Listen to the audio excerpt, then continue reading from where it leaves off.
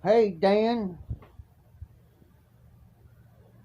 hey Dan, I sent that package out Wednesday. It should be in a brown like envelope that is padded.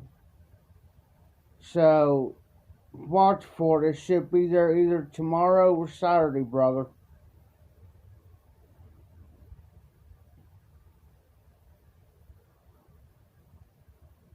So start watching your mail.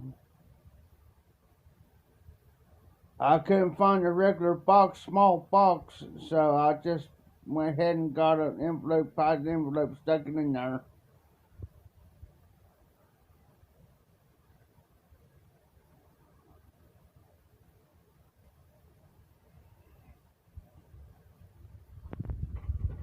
I'm gonna move over to my table real quick. Well, my desk. Show you something here real quick.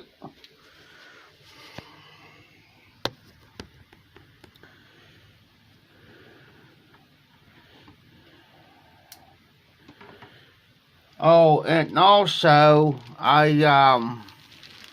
emailed you my number too. Be right back.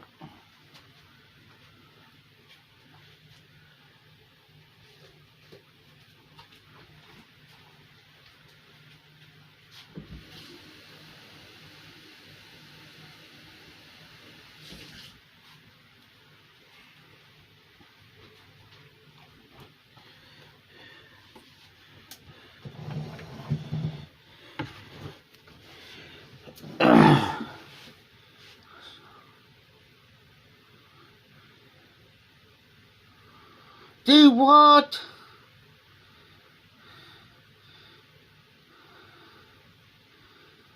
I told them I wanted a 2-day priority.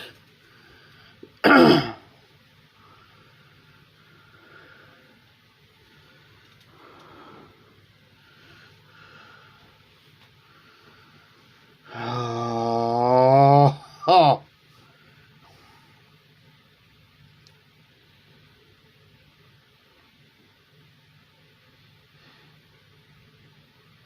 She says, do you want a 2 to 3 day priority? I said, yes. It says starts at $9.90, and I said, that's what I'm wanting.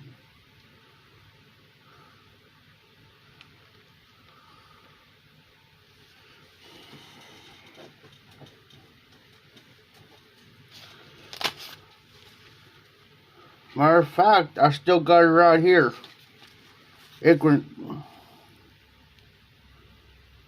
Okay, because I don't know, because see, it's my first time doing it, Dan. Hey, RD. See, it's my first time.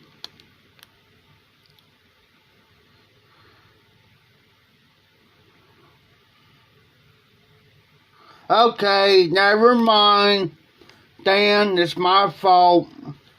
I see it now. It's on here. Expected delivery date be Monday. It's right there on the seat. I didn't see it until I looked at it. My fault.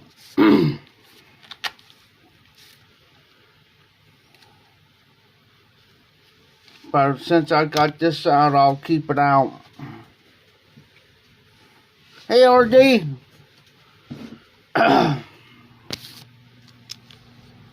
I got so much stuff run through my head.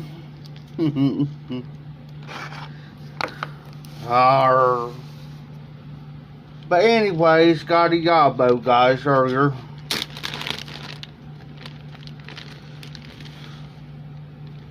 That ain't it. AJ Fernandez cigar. It's a H.O. Hoyo. Yeah, Dan, I just seen that. My fault. So now from now on, I'll look. It's in a padded envelope, brother. No, that ain't it. Here it is. Arr.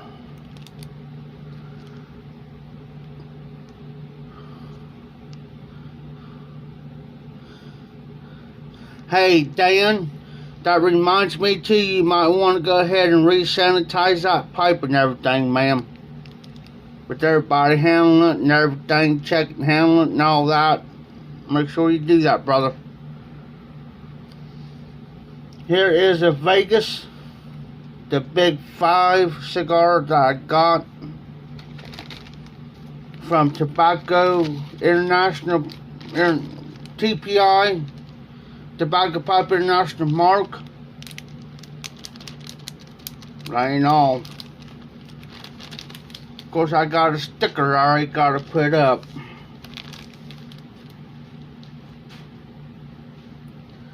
And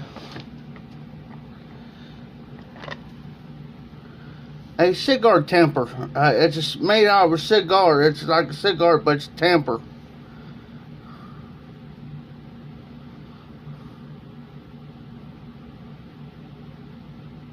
Well, what type of pipe is it, RD?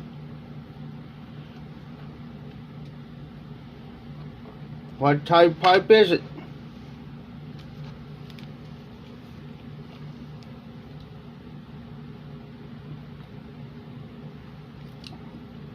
Drinking water.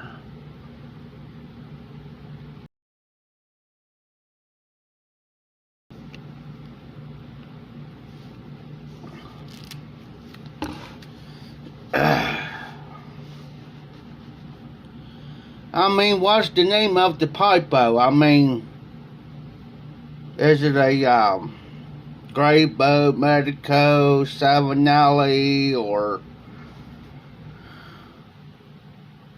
Okay.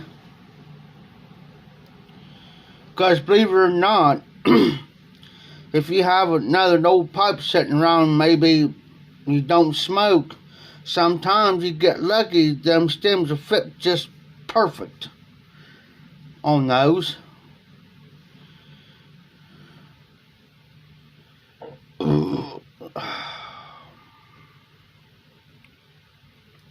Stayed home today. It was too daggone cold to go in town, and I wasn't going about determined to walk in there and then get what else I needed and then freeze halfway home. I wasn't going to do it today. I only got up to about 46, 47 today. I about like to froze from here down to the dumpster. Nylon pipe. Now that's a noty.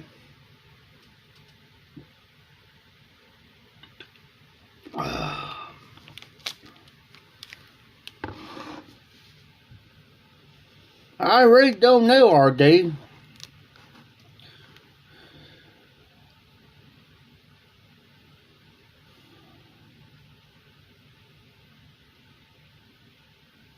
Oh, nice, damn.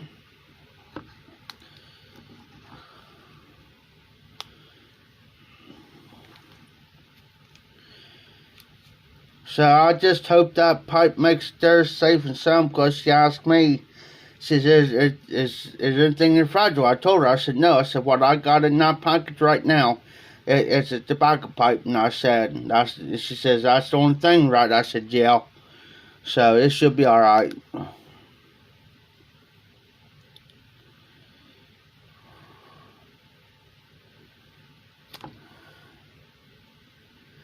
Hey, RD, I could tell you most likely who you could talk to, too. Cane Rod Piper.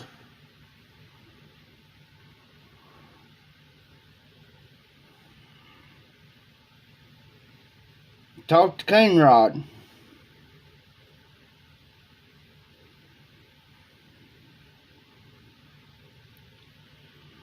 There's Cane Rod, there's,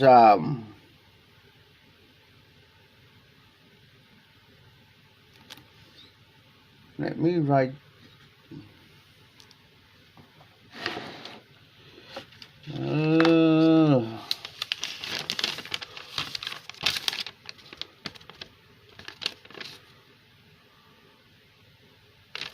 That's just an old piece of paper. Let's see here.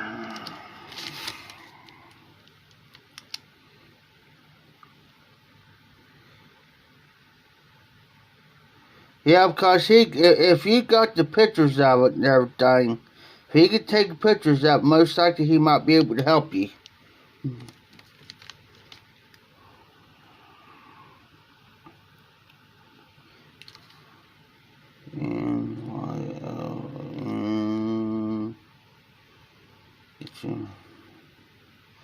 Oh, okay. Is it an actual meerschaum or is it meerschaum lined?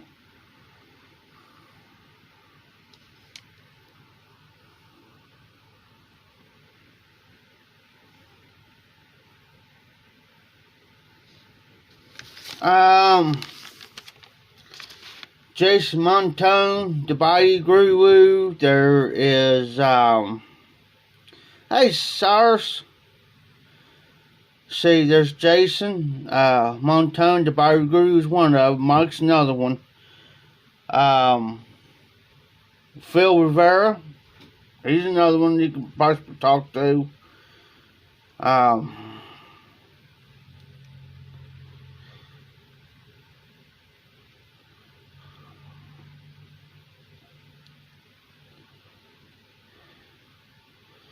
See, I'm trying to think of another one.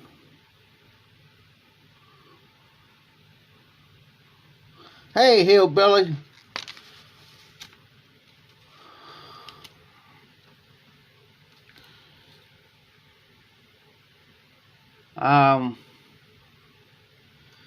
See, there's Mike, Jason, Phil,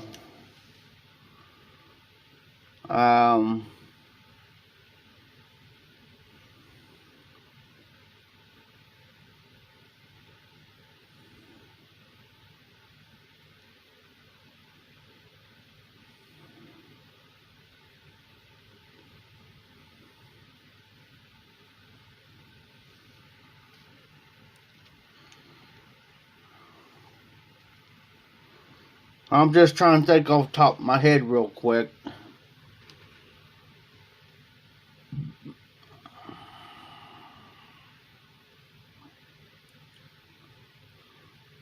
Okay, RD. Yeah, I know Phil, he was on, and I really didn't want to interrupt his live, but I want to get on here real quick with you guys because it's late where I'm at, and 1 o'clock here, and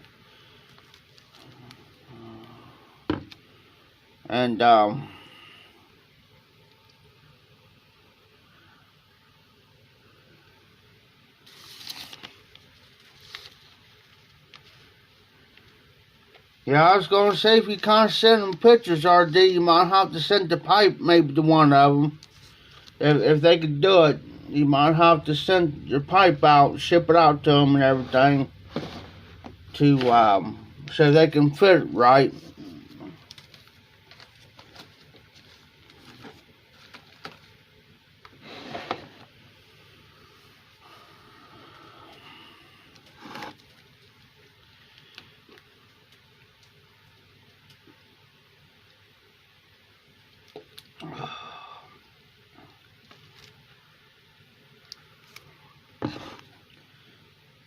I might light up a cigar, guys.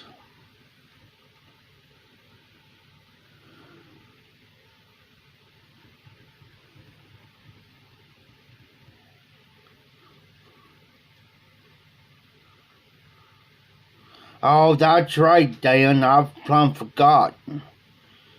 He's got commissions, and he's booked, so try cane rod.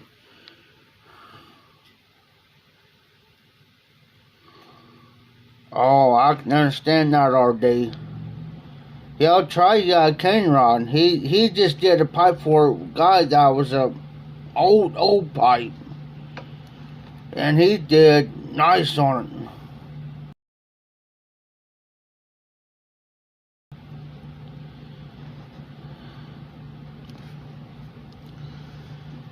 So I just might light up a cigar, guys.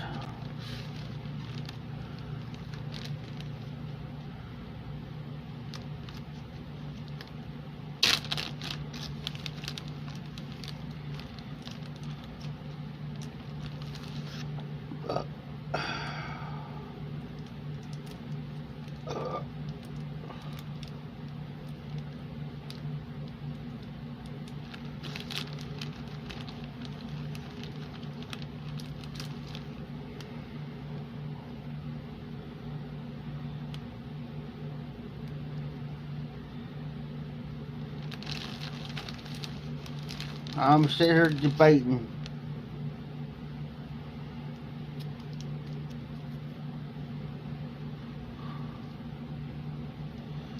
Well, the two new ones right now are the Vegas Big Five and the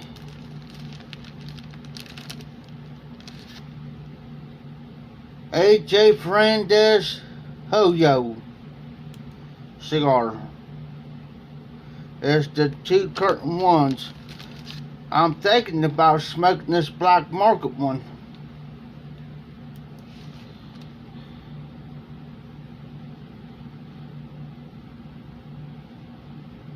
Oh, okay, Dan. Good thing you remind me about that one.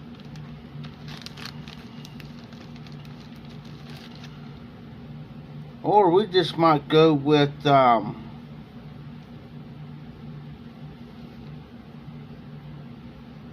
Grand Toro. It's 152 meters by 52, guys.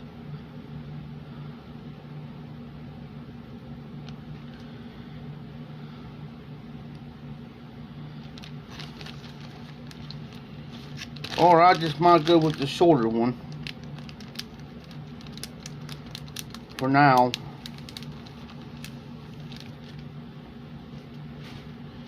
Oh, here's the other bag.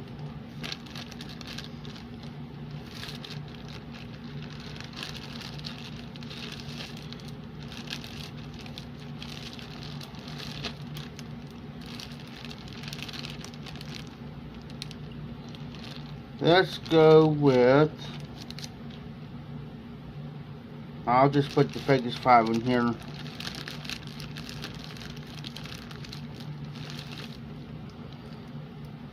Let's go with the famous 365.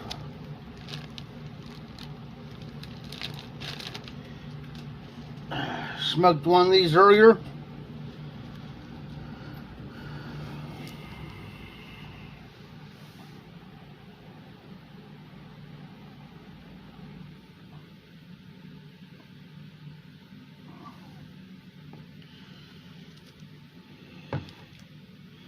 I do got a big bottle of Fireball sitting in my refrigerator for the weekend, guys.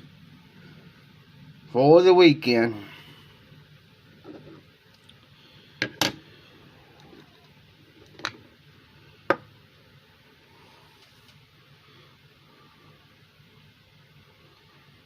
I'll probably wait till tomorrow night after Martin's live to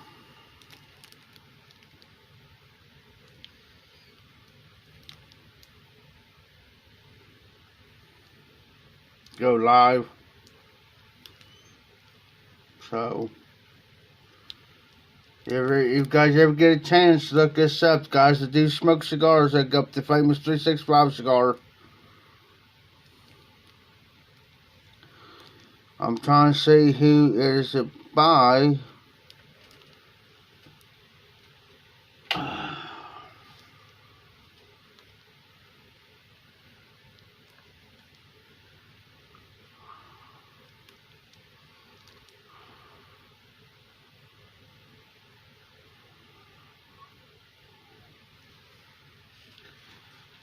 Let's see here, guys.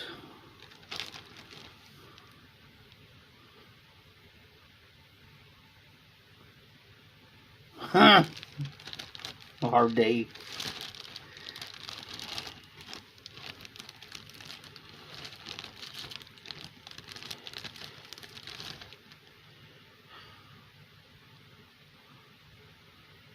BMO, if I pronounced it right, or the famous private selection. Let's go with the famous private selection for tonight. Just for the giggles.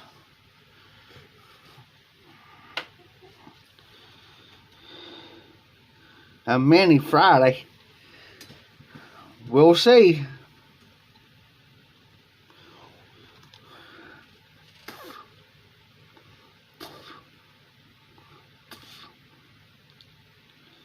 Hell damn. That's what happened to me here the other night. I got in the mood.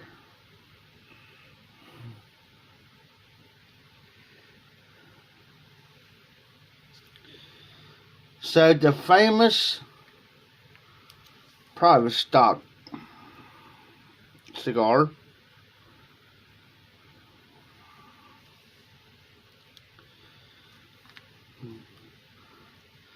I don't like Corona beer.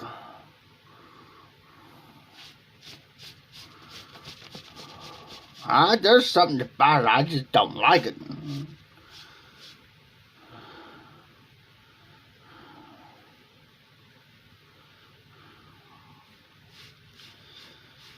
And you was at the Mexican restaurant there, Dan? I've seen them. I've seen some Mexicans around here put that beer down like water. And I'm standing there sitting there looking at them. Seriously? Alright, hillbilly.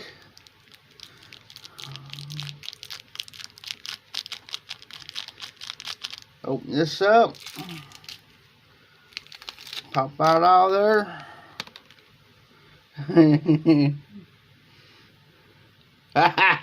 Hard day.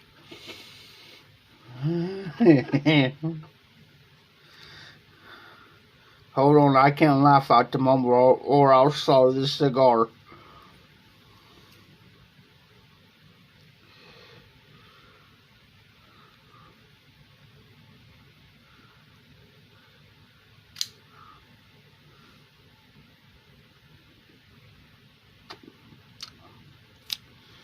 Got just a hair, a little bit off more. That's better.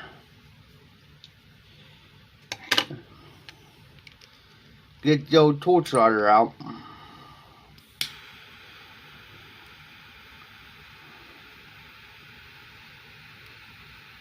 Gotta make that dance a little bit.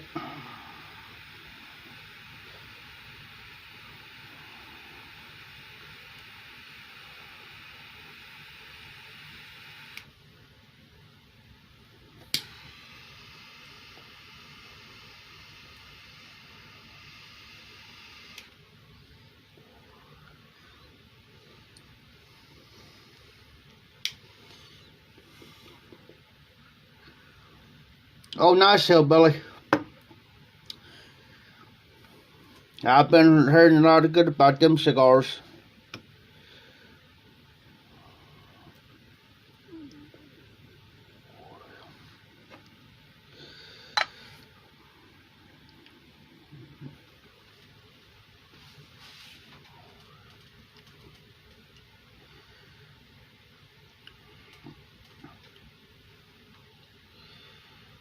I can tell right now there's going to be uneven right in here.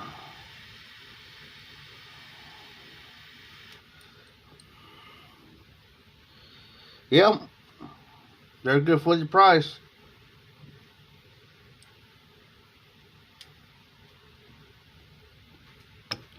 Where was I at yesterday? I was somewhere and I seen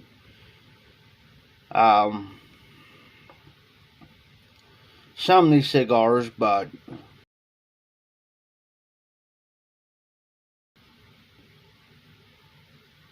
I didn't have enough time to get the names of them because,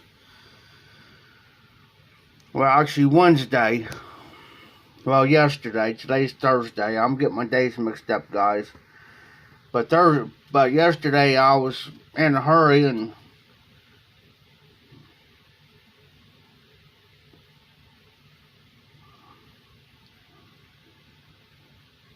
yep. Oh, Jimmy, how you doing, brother? I'm smoking the famous private stock there, brother.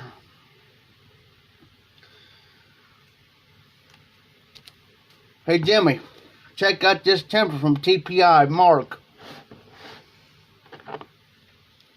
Cigar temper. What he does, guys, he makes these tempers. What he does, he saves the actual wraps.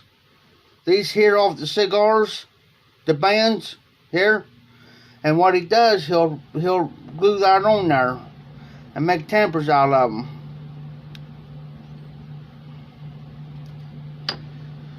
So that makes three tempers so far off Mark.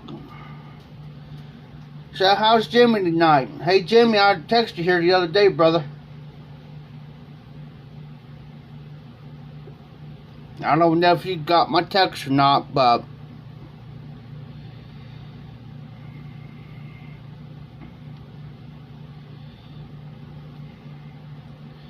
yeah, and there's pipe tobacco, also called James Fox the Banker. It's got the cigar leaf in it. Try to tend to that. It's good stuff.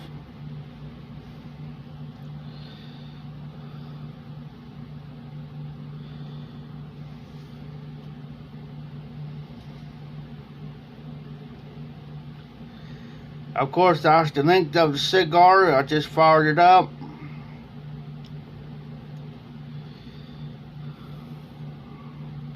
That's fine, Jimmy.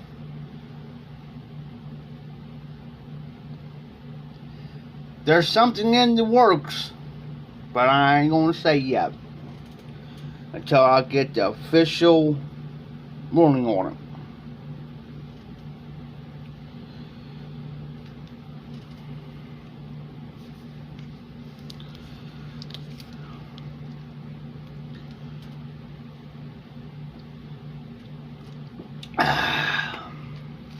So, I just got to know one thing from you, Jimmy. I know you're still in Florida.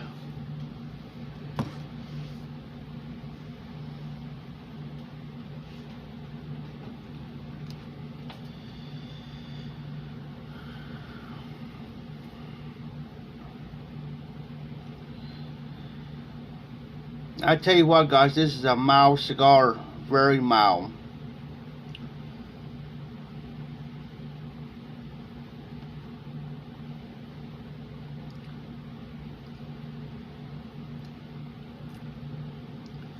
Earthly nuttiness, a little sweetness to it.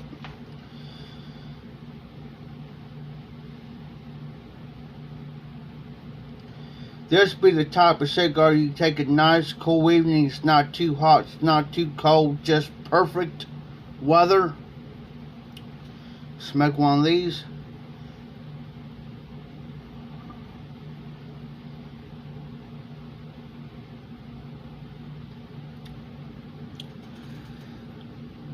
Yeah, Jimmy, just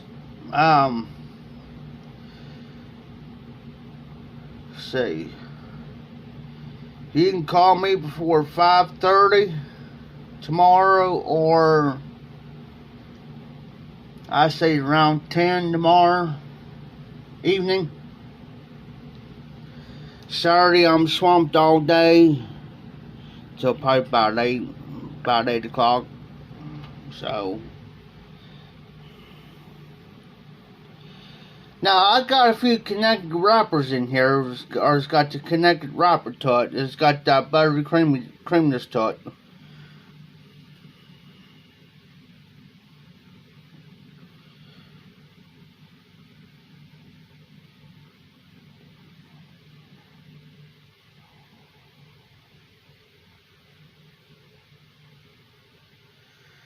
I'm getting that woodsy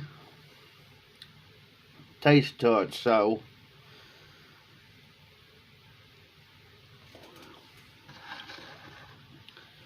matter of fact, let's compare it with a cup of coffee.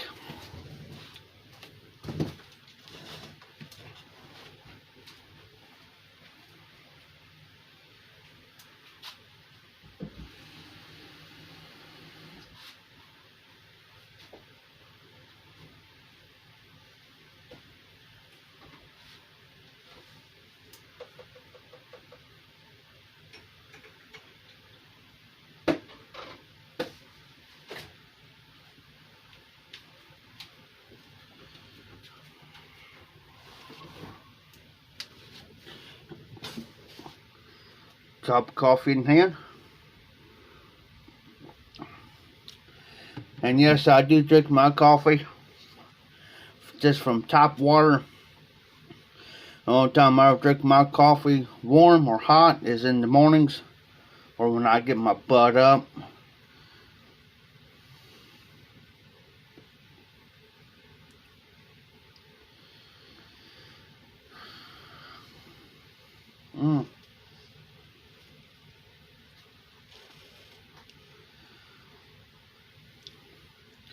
There's a creaminess to this, guys. Very, very creaminess, sweetness to it. It's good with a cup of coffee.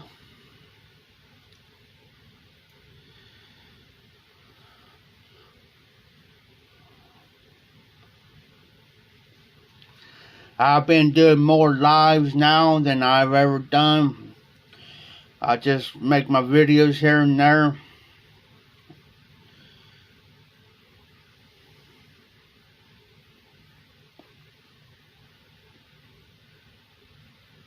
Hey Jimmy, you still in the house?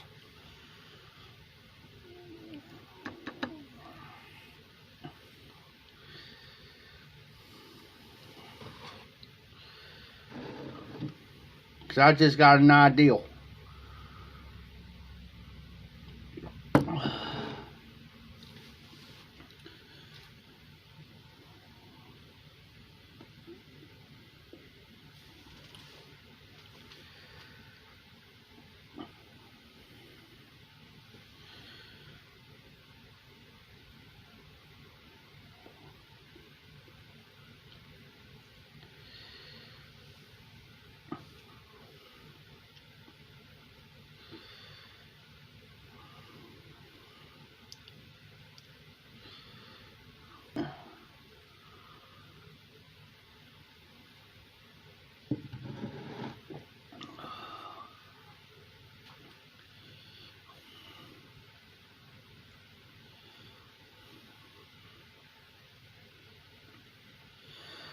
Alright, RD, you have a great night. I totally understand. You know, I know how that goes. So you have a great night. Thanks for stopping in, brother. And Jimmy, I appreciate that, brother. It feels like that I've known everybody better through lives and anything. I really appreciate that. But hey, Jimmy, if you can download Google Meet. I've got Google Meet. Only thing you gotta do is tell me about what time and send me a email that you're inviting me into a Google Meet through my email address, and we could talk face to face through Google Meet.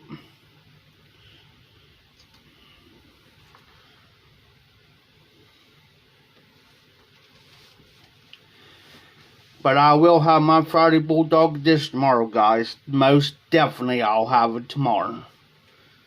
I was going to do one last week, but a bunch of stuff came up and I didn't get home until about 8:30, 9 o'clock.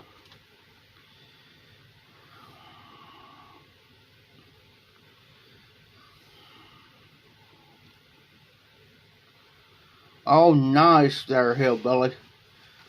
I haven't done the ritual hell on this one yet.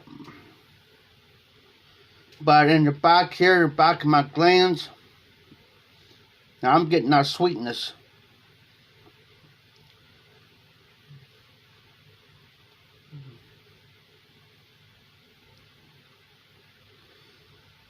There's a real light pepperiness to this one. Real light. It ain't heavy. It's got that peppery, buttery taste to it. It's not bad.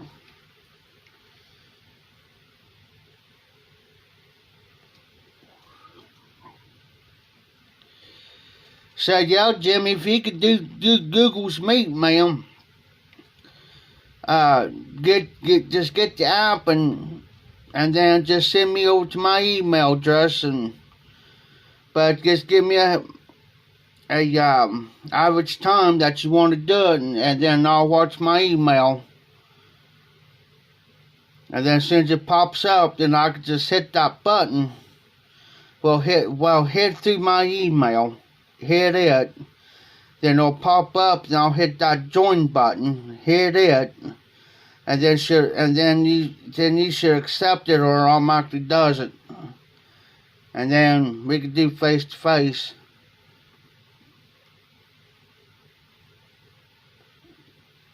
As far as I know, that the West Coast Pop Show's still on. As far as I know, the Columbus Pop Show's still on. As far as I know.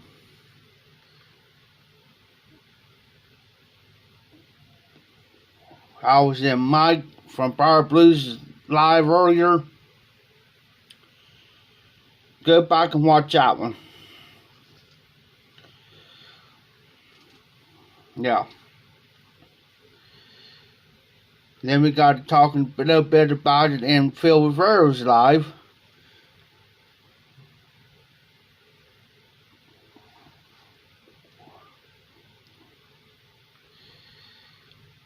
So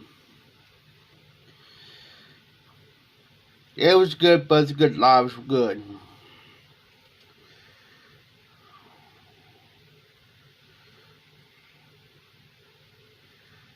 Guys, I'm going to be very careful.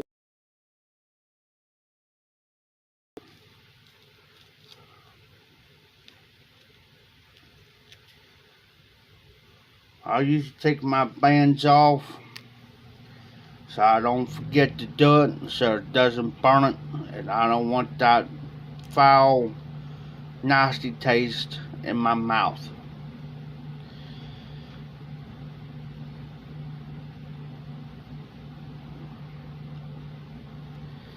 Hey Dan, you still in the house?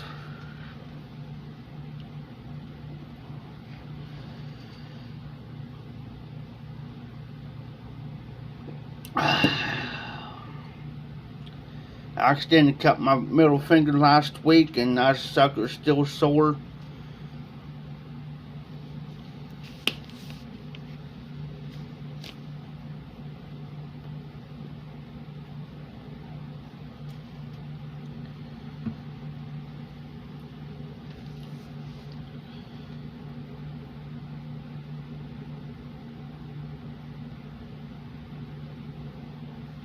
Oh, by the way, Jimmy, I got you on Instagram now.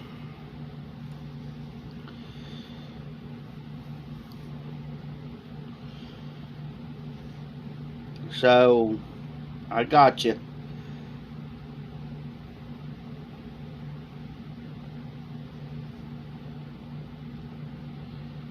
Oh, okay, I understand, damn. Totally understand.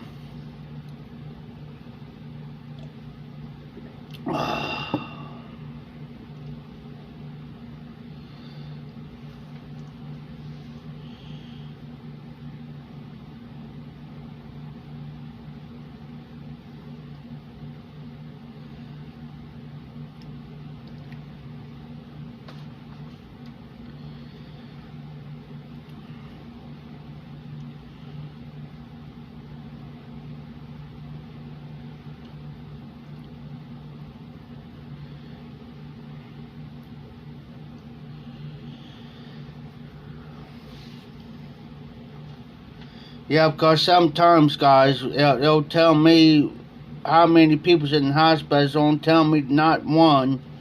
So I don't know.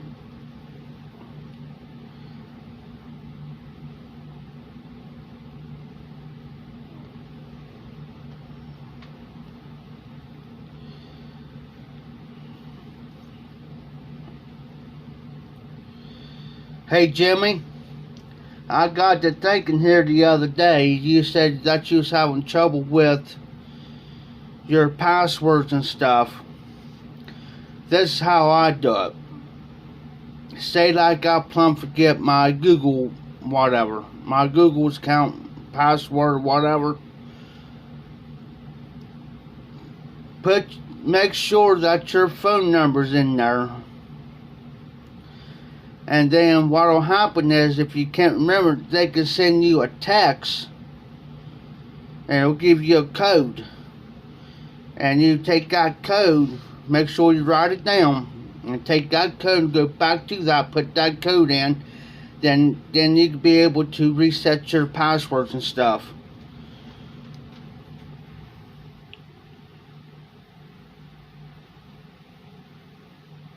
That's how I do it. Or I have it shoot over to my email.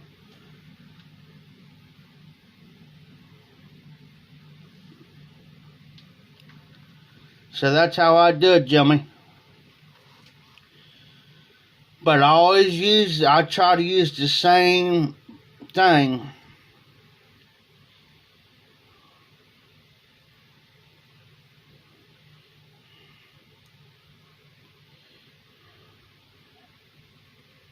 Huh, hillbilly.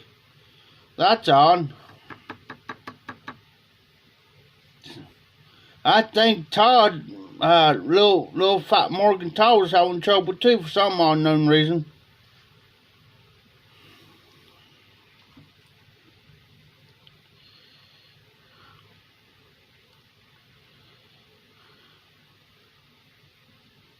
Okay, Dan, I got you.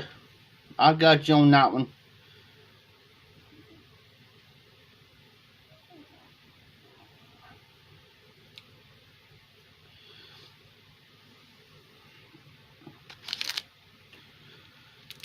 I got you on that one.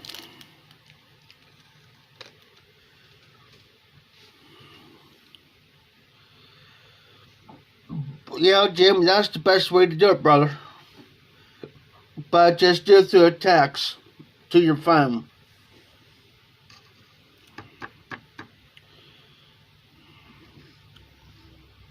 That's why, because I had trouble with one of mine here a while back, and somehow or another, I had to send a code out. Oh, it's for my Amazon account. Yeah, I got an Amazon account, guys. I just go through there and just stroll, whatever.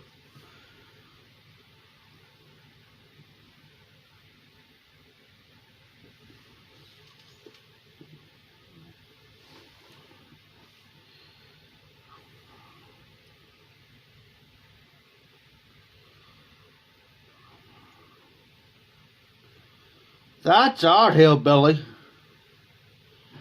That's odd.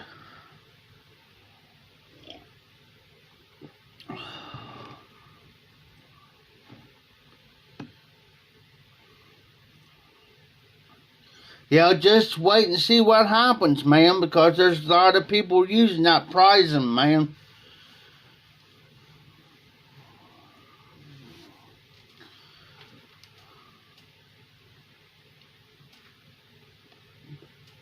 And I tell you one reason why they do it is because if you use a cell phone or anything, you can't do it without having 1,000 subscribers on your YouTube channel.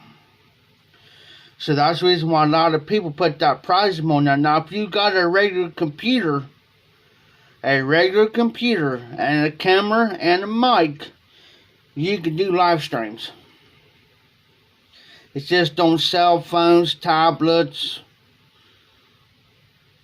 whatever. You just can't. I got a tablet over here. I can't even do a live stream on it. But I can do it on the computer and this phone.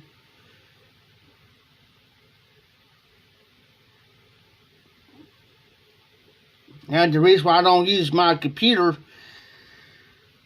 I'm hooked up to the same internet deal. but it lags and runs so slow that I cut it out and not lag so bad. But on here, if I position the phone just right, I'm fine. I'm fine.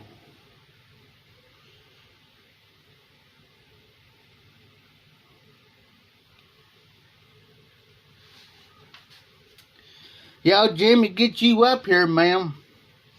We'll kick it for a little bit.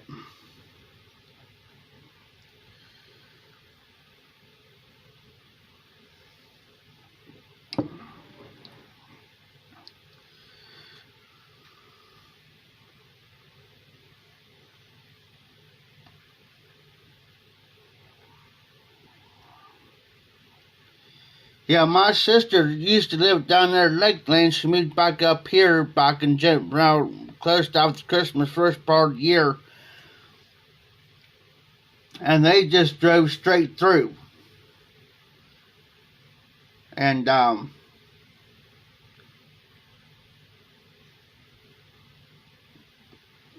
think it's 12, 13 hours.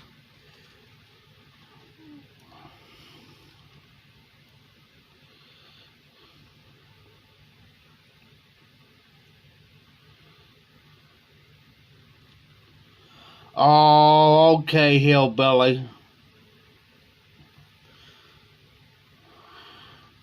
Well, let me look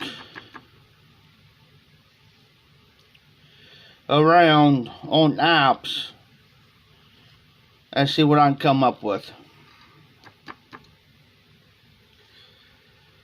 Yeah, because there's so many different apps that I'll look up.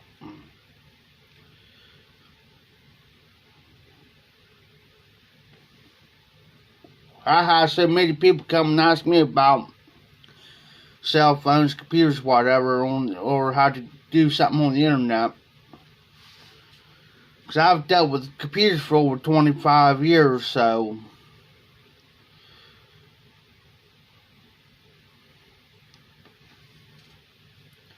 Believe it or not, my very first computer was the old floppy disk. And we're talking back in the early 90s, around about 92, 93. We're talking Windows 95, Windows 98 stuff. And you had the old dial-up that would connect to your phone. It was the old dial-up.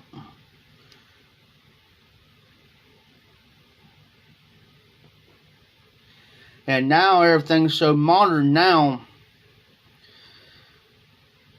And I think it was just last year that they made Windows 7 obsolete, that everybody had to upgrade to Windows 10.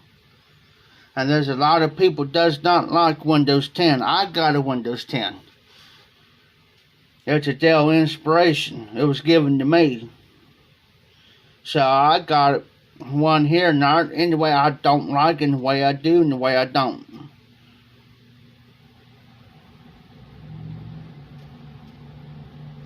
It took me a couple days. It took me several days to figure out everything when I had time to sit down and do it.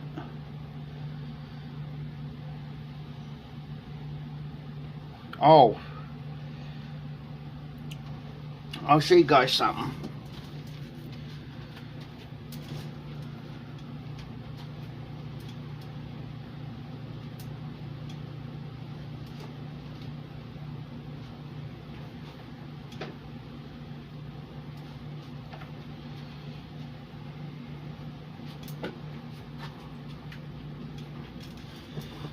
For me to, I already got another one hooked up to my computer. Well, okay. You could try that, hillbilly. But for me to use the internet, I got another one already hooked in there. This little thing. It's for Wi-Fi for my computer. Not only it's Wi-Fi, but when I got I'm going to hook up some backup. But also on my computer, I got Bluetooth. I can Bluetooth anything from this phone or my phone straight to the computer. I don't have to hook up no wires up or nothing. Just that little thing right there.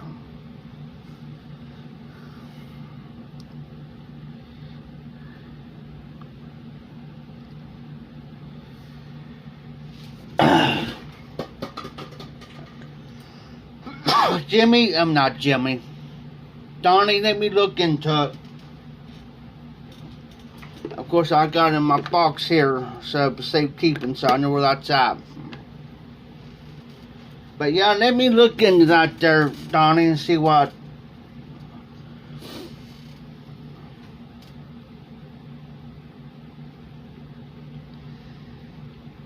And see if there's something there.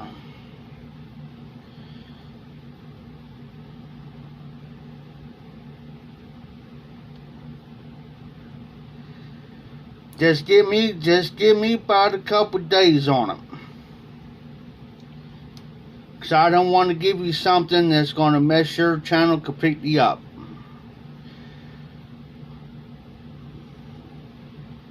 So just hang in there.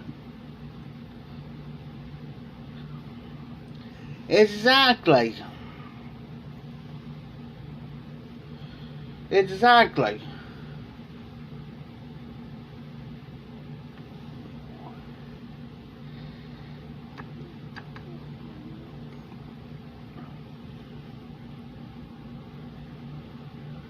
Now, what I can do right now is, since I'm live here on my phone, I can get on YouTube through the computer and I can see myself. That's wicked.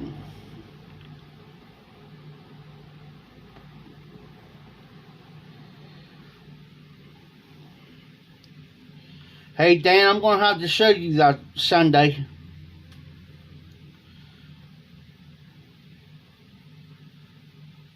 On my live.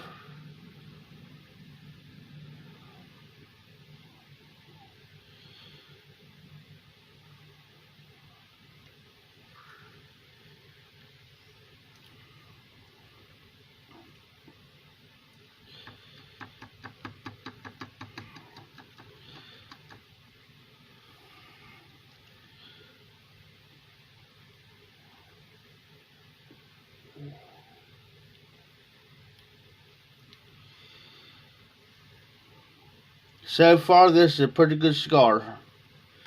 Ain't bad. Hey Jimmy, how's the Florida weather down there?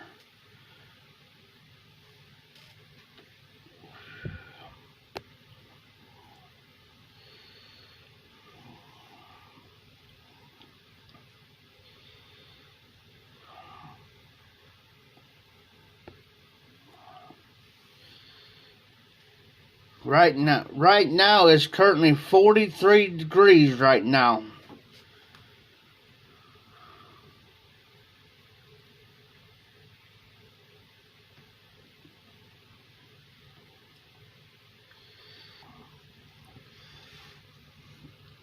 Matter of fact, I can look right now.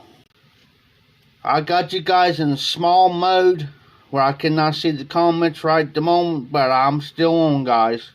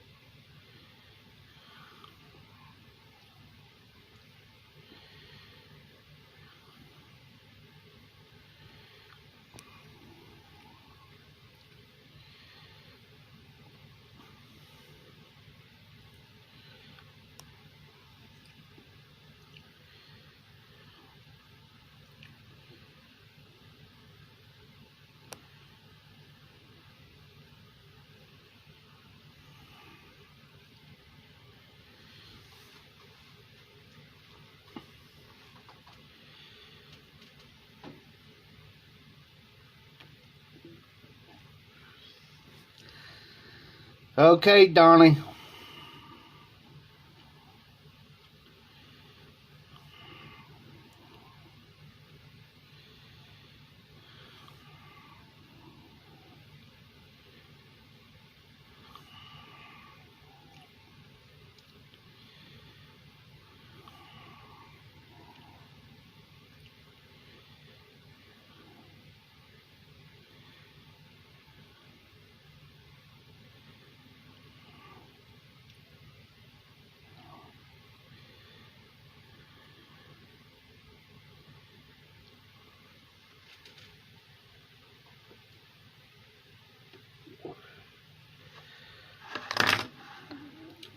Just give me a minute, guys.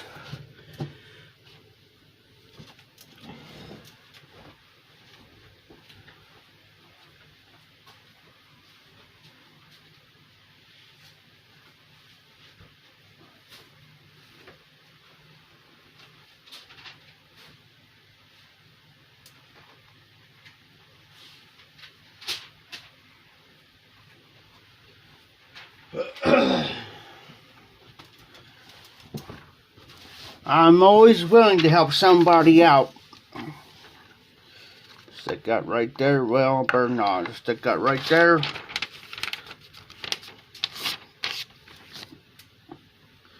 Pen in hand.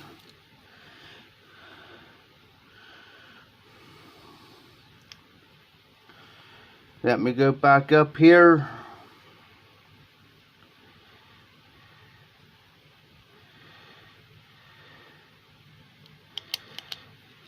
See, there's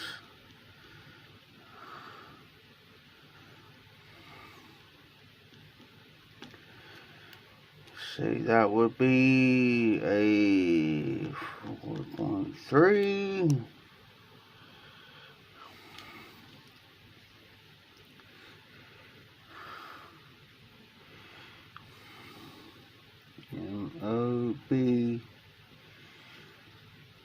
MOBIZEN.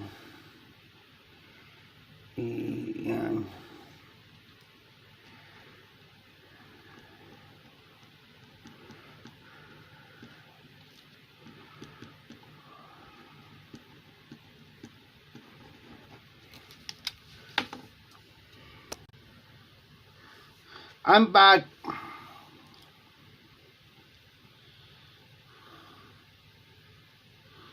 Oh yes, Jimmy, I agree. Okay, Donnie, I'm going to type it in. There's two different ones I'm going to give you. I want you to try.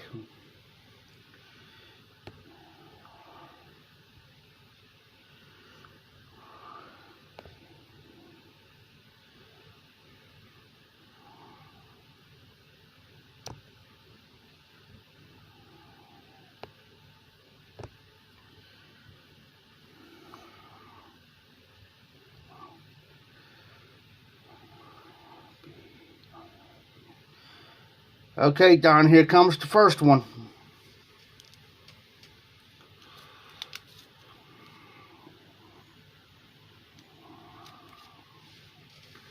I'm going to type in the second one.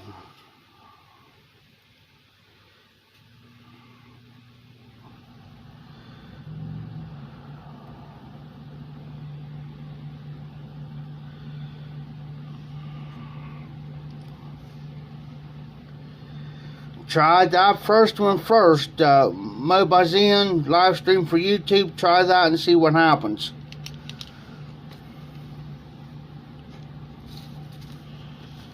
I'm always glad to help somebody out.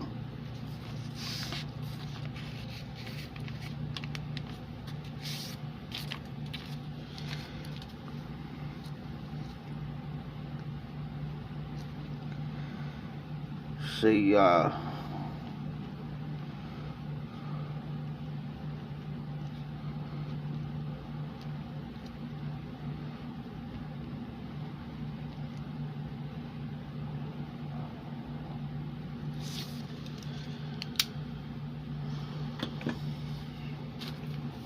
so I'll keep these written down.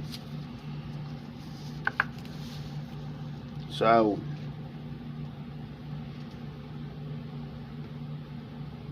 all that time I was doing it, the cigar's still lit.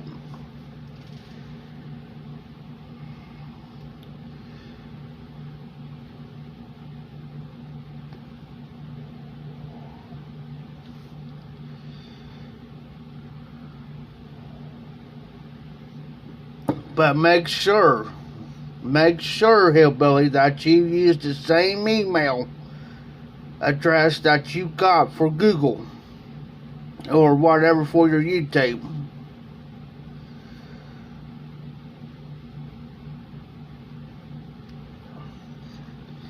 Guys, I'm gonna get me a water real quick.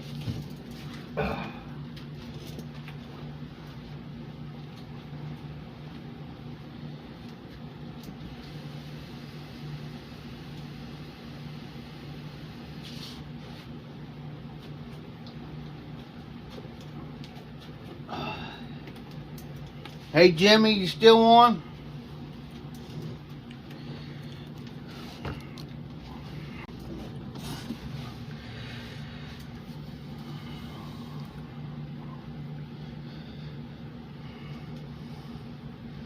Because there's two places I want you to look up. Well, I know one's on YouTube.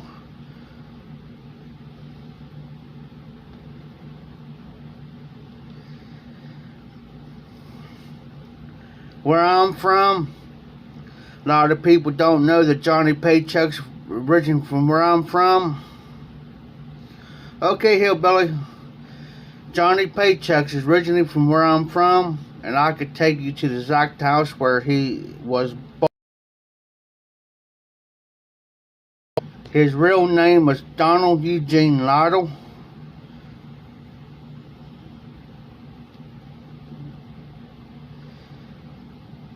He's the member of the Grand Ole Opry. They have never inducted him into the Country Music Hall of Fame yet, and everybody's fighting it. So, you know, it's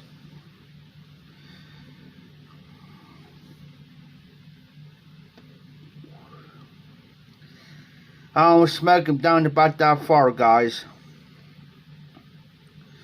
And then I save them. And the reason why I save them is because I could take and chop it up, and I'll put it in my small jar I got here. I'll chop them up. Hey Jimmy, go on YouTube when you get the chance. Look up Greenfield, Ohio.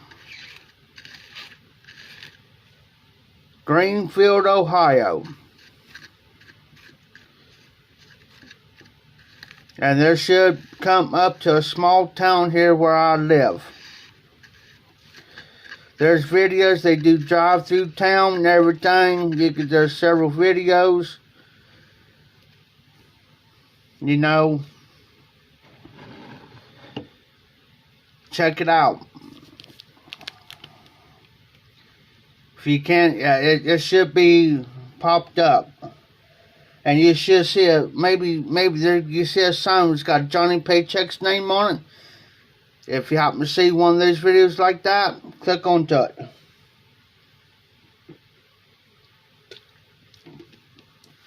Now, one time there was a population over 5,000 people, and now they're down below that.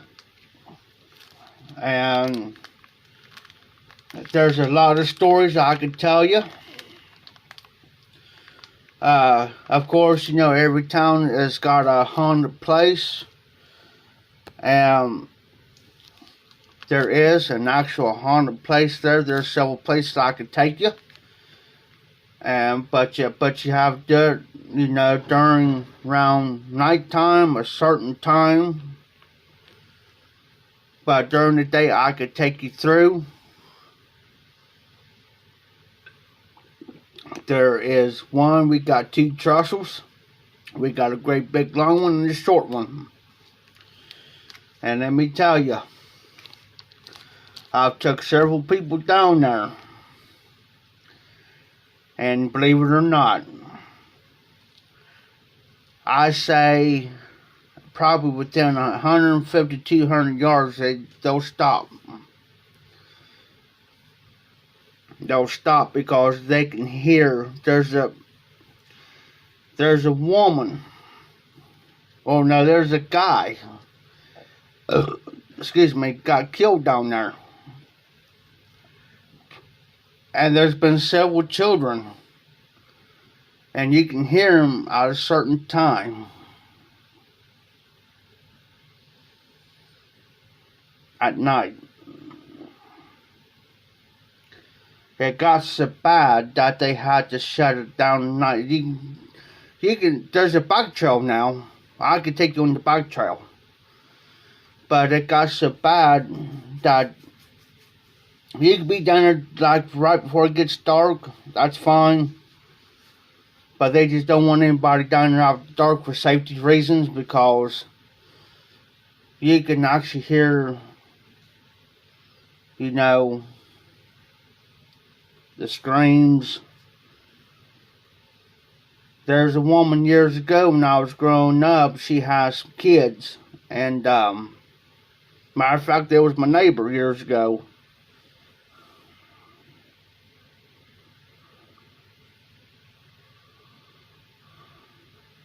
Okay, that's fine, Dan.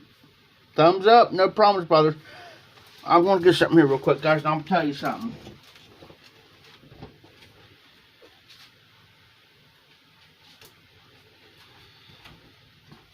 I can take you to, hey Jimmy, if you come up, if you happen to see the videos, you'll see the Edward Lee McLean High School, and I can take you to his grave.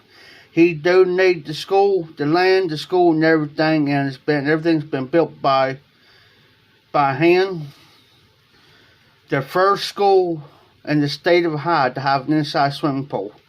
If we can get permission to go through the high school, Jimmy, you would not believe the artwork. And check that out too, because they'll take you through some of the artwork. But no, these kids years ago, and it used to be my neighbors right up the road. Well, I found out years later, and I didn't know this, but I found out years later the mom had two boys, and I think a girl. They was brothers and sisters. And she took them down there to the creek. It's Paint Creek, but we call it creek around here. But no, she took us kids down there and she drowned them. And now she drowned them, but see, the way she done it, used to, like I said, down years ago, because I used to go night fishing down there a lot, but you was out down there, but now they don't let you anymore. Now, Jimmy, I could take you all over, and you'll like it. She took them down there at night. She drowned the kids. Well, she left them. In other words, they floated. And, well, what long after that, she has a couple more kids. Well, she did the same thing. And here's the reason why this is sad. This is totally sad. It's because they was poor. You know what I'm saying? And at the time, you know, the minimum wage back in the 80s wasn't like it is today, you know. And instead of getting the kids up for adoption, she just took them down there and in a way kind of lost her mind. Did that, and then she had a couple more kids, did the same thing to them. And there's people jumped off that trestle, commit suicide. There's this one girl I know. I don't know if she's still living today or not, guys. But she jumped off that trestle. and survived it. Hillbilly, I got this in right now. It's Longhorn. That's what I chew. I just do that so cause if I already done smoked, like I already done smoked 2 cigars today and a couple pipes, so I'm done for the night for that. So, and this old girl, she survived. She survived. And she was walking, and she was alive to live to tell the tale. Because I was working the festival that year, and she was just hard time walking. And I looked at her and I said, "What happened to you?" Because it looked like she, came out of a car wreck. She kind of lowered her head. Just I jumped off the trestle, and I said, "You said what?" I said, "You did what?" I said, "Which one?" She says, "The big one." And you're living to tell the tale? I said, "That's crazy." Joe says, "I just went through." Oh, cool, Hillbilly. I had that before.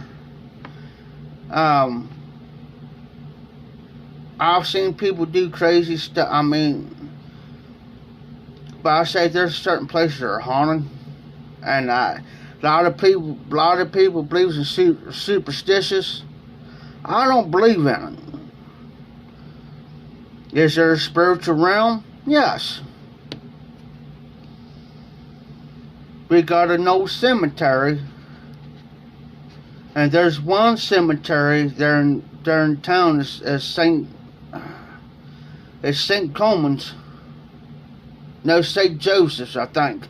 It's a Catholic cemetery. Oh, bacon. Bacon, bacon, bacon. You can't go wrong with bacon. And that cemetery belongs to the Catholic Church, and that, I don't know what their beliefs are, but that's the only cemetery that if you don't go to that church, you can't go in that cemetery. They got a sign up. I'm telling you. Crazy. But we got the main cemetery, where I used to live, we got the main cemetery. It's got the old part, and then the back is the very old part, and then down below is the new part. There's no mausoleum there anymore. They tore that down because the family that owned it, it was getting so bad in despair of repairs, guys. It was so bad. And I was working there at the time, and we had to go by the name. And it's an actual full coffin inside there, guys, an actual casket. And we had to go through. Oh, it took forever. It was a headache. They had to go trace some of these people's families back. Some of them was deceased, and we had to go by sections so we can bury them. And there's some of these people who lived out of state, and some of these people didn't have no family. Oh, that was crazy.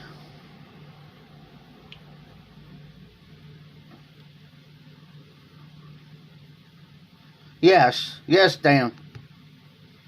I can remember that I was a kid. Yes. And I'll be 41 next month, and I can remember I was a kid used to get it here where I used to live years ago. And there's a lot of things I can remember growing up, like Dan said, shredded bacon. I can remember, there's another thing too. You don't see it today. I could tell you, I can remember the old Pepsi bottles, Dr. Pepper bottles, them bottles. Me and my sister used to go around, and as long as the people had the carton thing for the Pepsi bottles or whatever, me and my sister, my mom and dad used to let us go collect those. And we'll take them in and get the money up, and we'll save them up. We'll go to like the county fair or a little festival or something, and or whatever. Candy cigarettes. I don't see those around here anymore.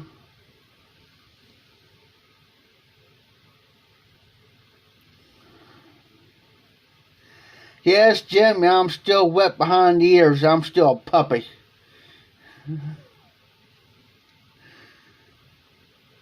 I tell you another thing too, the old wringer washers. You remember those? You could wash your clothes in them things all day long. We used one when I was a kid. Well, my sister did. Them old wringer washers. And we had this old, it was old. I mean, this sucker was ancient. It was antique. I can remember it. We used to have one on the back porch. It stood about yay tall, but it was a freezer. You opened up the door like you would a refrigerator. But it was an old one. We didn't have no inside plumbing. We had to go out there and pump our water. We were so poor we had an outhouse, a double-seater. Oh, yeah. And then, and they used to make fun of us. But I thought I was the richest kid and everybody else had inside except for us. And I thought I was the richest kid in the neighborhood because we had a double-seater outhouse. I thought I was rich. But yeah, I can remember on the back porch we had this old ring washer, the stand-up freezer. Yeah, Dan, that's what happened to one of our kid. His name was Zach, and still this day he don't remember doing it. But somehow he got his arm in there because one day he came down to play. And of course, everybody knew where everybody was at. You know, everybody come down to Mom and Dad's house. About every neighborhood kid. Well, one day we was out there playing. Well, the next day he come down to the house. He had a car storm about halfway up. And I asked him, I said, man, what happened to you? I was probably about 5 years old. And, well, my dad used to hang around with his grandpa. And his mom was come down and talk to my mom for a minute. And she says, well, he got his arm stuck in a doggone ring washer.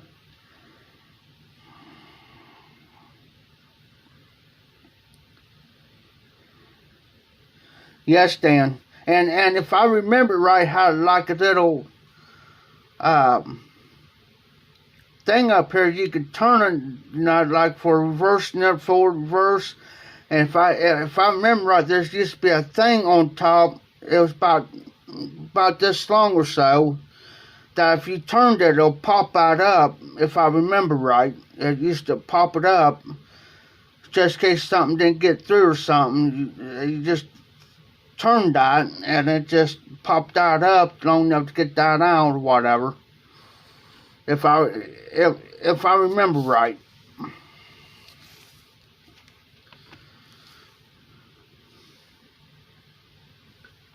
Hey, speaking of those, I tell you what we did. We moved in town. Now, I don't know how this cat done it. God's honest truth, I don't know how this cat done it. Well, Mom, again we had a back porch. And I just happened to go in. And my mom, I was probably about 6 or 7 at the time. But my mom and dad always taught me never go around that ring washer while it's running. But they always let me drain the water, but they always told me wait till it stops and we'll let you drain the water out of it. Well, I just happened to walk in through the back door. Next thing we heard this cat. We thought it was just a regular cat fight. You know, because you know how cats when they get into it. And well, I heard it. So I walked out and I looked up, and here's this cat got his tail got caught through the ringer. I said, I'll get back in the house. I said, Mom. Says, what? I said, there's a cat got his tail stung in the ringer out here. Says, do what? She went out there, sure enough, and just by luck, Dad was home. Just by luck, Dad was home. Dad went out there, and this cow was just carrying on.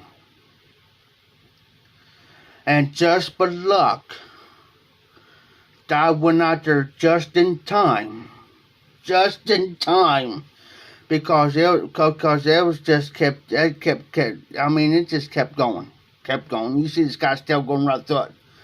So Dad went up there. I don't know how he done it, but he took that little knob and he turned it real quick. And then he went up, well, he turned it real quick, and somehow it wasn't reversing fast enough.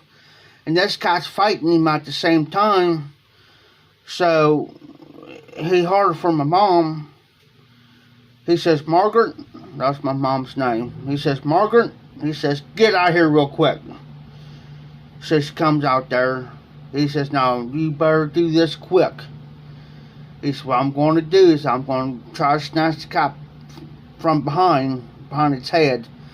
And he says, I want you to take that thing, so I want you to pop it.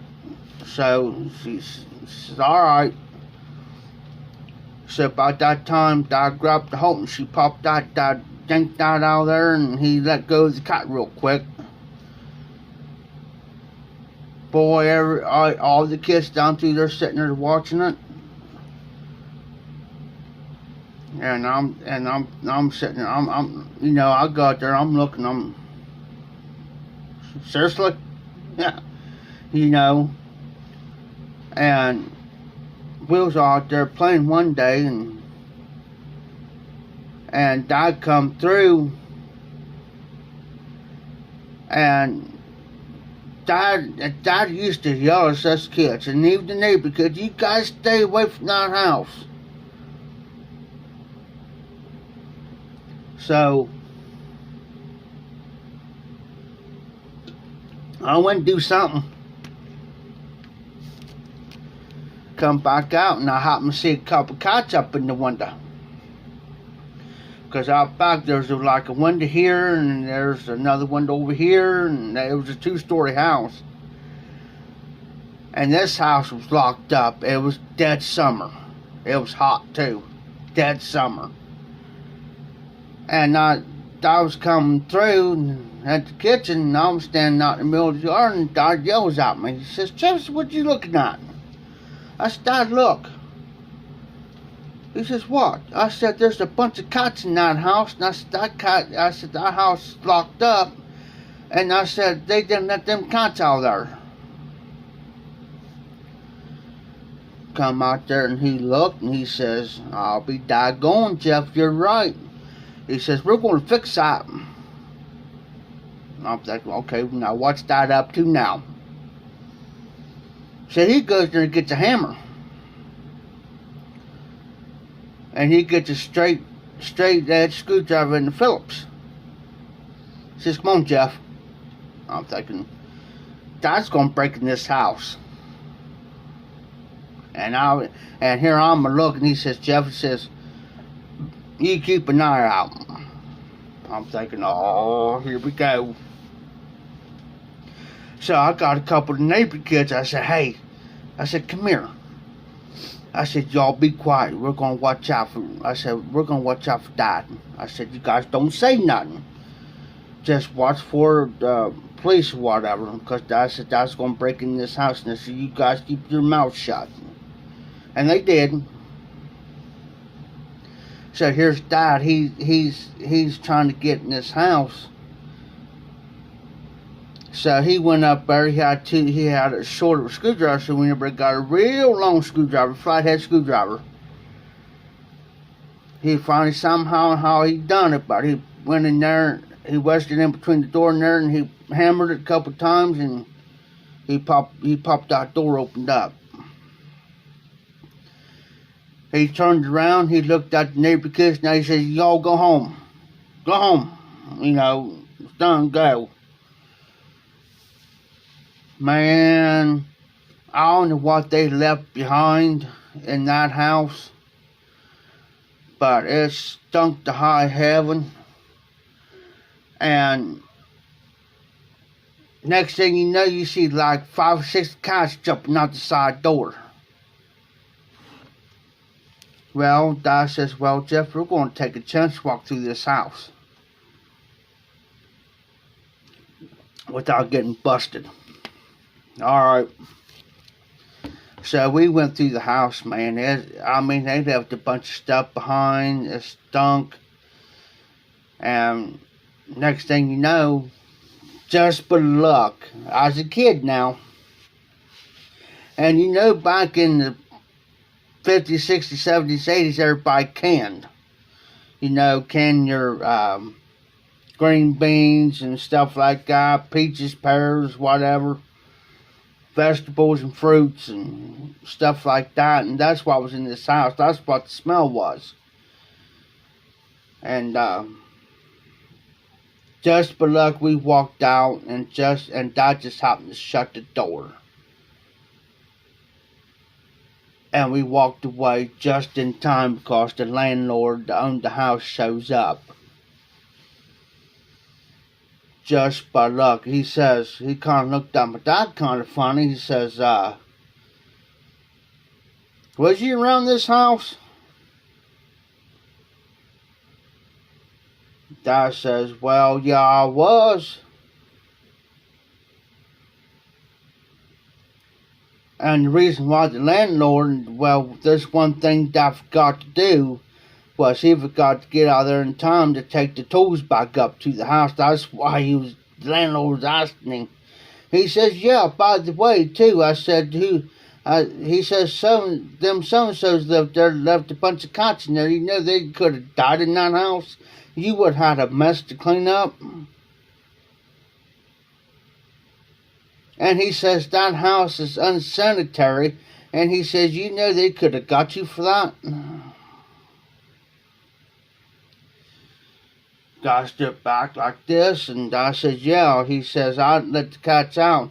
He says, there was a total of 10 cats was in that house. 10 cats. It was a shame. It was a shame. I can remember the old barber shop that they used to do the old straight razors and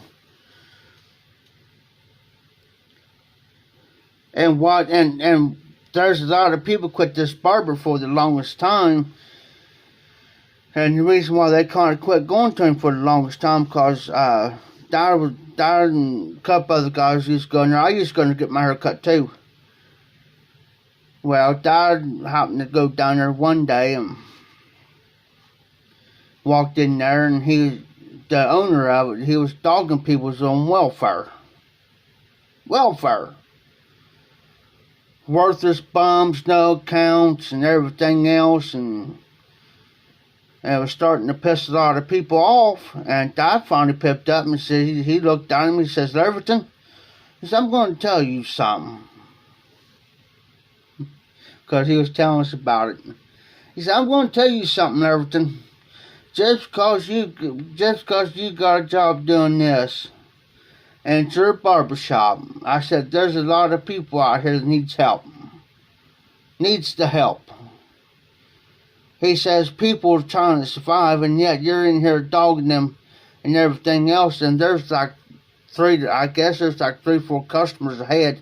They got up and walked out and went down to the other barbershop. Walked out. Because he had a couple rentals, and that's what he was talking about. He was calling them lazy bums, no accounts, on welfare, they're worthless, they won't work. And at that time, during the 80s, the economic, people weren't making enough. Come on. It ain't like, today, you know.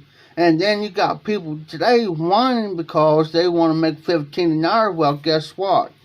If people starts making 15 an hour, everything's going to get jacked up, and then you're going to put the other guys out of work. Just like over here at McDonald's, prime example, man. These guys are whining. Guess what? I can walk into McDonald's right now and go up to a board and press what I want and pay for it right there. Pay for it. I can remember the old food stamps because my mom and dad had it. Because my dad just lost his job at Collins Meat Packing. Just lost his job. And so he had to go over and report and got food stamps. I can remember the old paper. Now you get a card, just swipe it like a credit card, and it's just,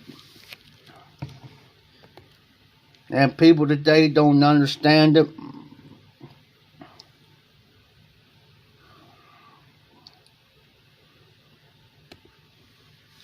And you know, that's the saddest part. When I was growing up, I never heard anything. When I was born, Jimmy Carter was in office.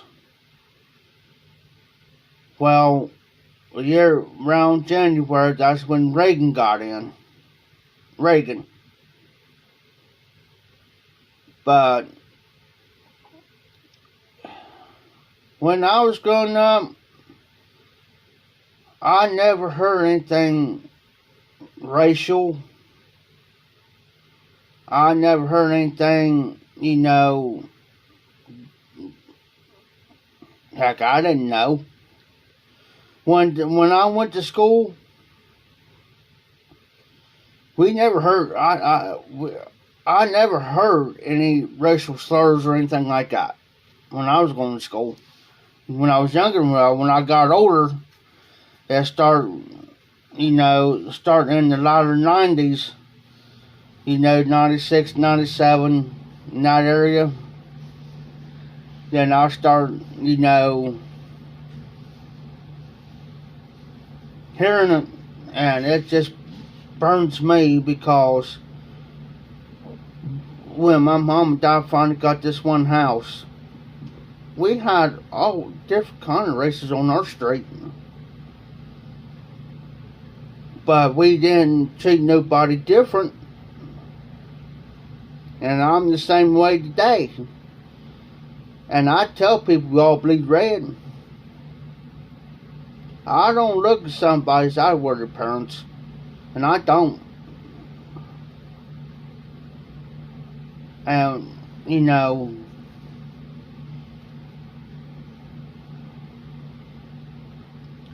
I can remember stuff back in the late 80s and around about the early 90s that we had this old 76 gas station. And I passed one here the other day. And when I seen that, that brought back a lot of memories. I can remember where guys used to come up, pump your gas. He had this little change thing. He'd get change for you for whatever. And the last one in Greenfield, the last known gas station that did that, was called the Certified Gas Station. And last time they ran that was back in 95. Between 93 and 95. It switched hands a couple of times because trying to keep it afloat. But couldn't keep it afloat because everybody's going to current. You know, they start bringing these newer pumps in.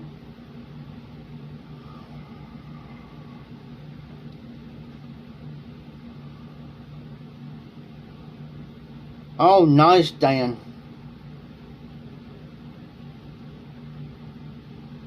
Huh.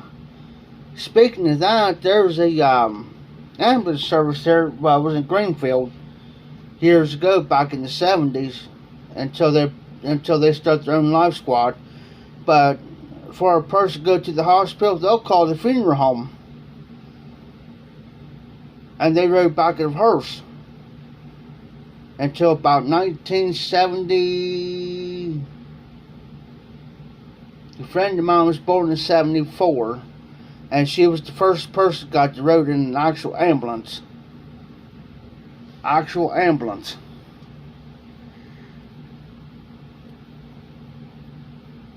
The original fire department is still there, but the life squad building's been torn down because they built a new one. And you know, it's just a lot of things changed since I can remember as a kid. And I've seen a lot of business come and go, like Foster Haynes, Sundries and more. There used to be an old bar, used to be the Diamond Grill, the Village Pump. They're all gone. Rosie's Bar, it's gone. The whole building's tore down now. There's just an empty lot there, and there's a lot of stuff that's. This guy's been working on this.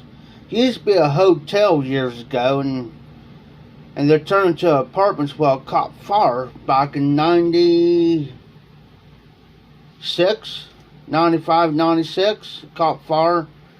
The whole upstairs. Because I can remember it, because our house is getting redone, and we moved on the same street we used to live on years ago. Well, me and my mom and a friend of ours come back to the courthouse. We seen this smoke, and the first thing my mom thought was my dad, because my dad was in bad health. And she says, "Oh my God," that's all you hear my mom say. "Oh my God, I hope it ain't Colonel's." She says, "I hope it ain't him." And I said, "Mom, because it was just come from that area, and the closest we got, we thought they had to call in." So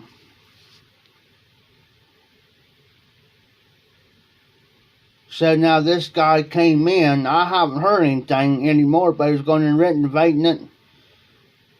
He was looking for people to work. He was paying for the meals, beer, and everything. "Hey, you come down here and work. I'll pay you a little bit of money, plus I'll feed you if you want, a couple of beers or whatever." Then all of a sudden, it just got quiet. And I could tell the reason why it got quiet. Because he turned around and he thought he'll invest, like maybe 10 grand just doing this, and plus get the people to help do it. Well, he figured now that it's cost him more now than it's cost him more than what he thought. He bit off more what he could chew.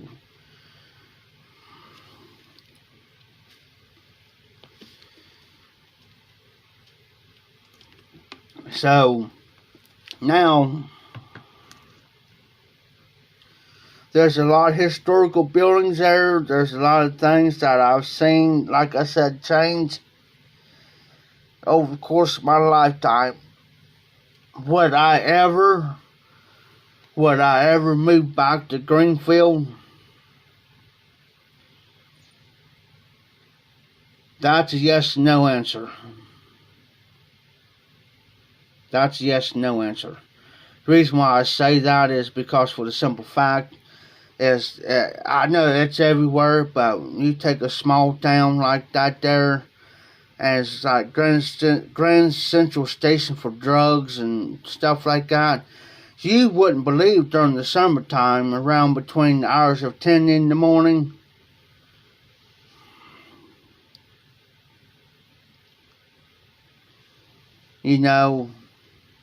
I say from 10 at night till probably about 2 or 3 o'clock in the morning, you'll see these guys out. It's like the creepers of the night, and past the police department. And they're standing out there seeing this, and they ain't doing nothing. Okay, you want to clean the town up, okay. You're standing there saying these guys do this. You guys knew who they are.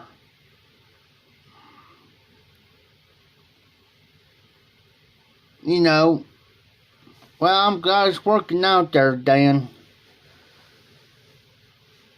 You know, and it's just thieves.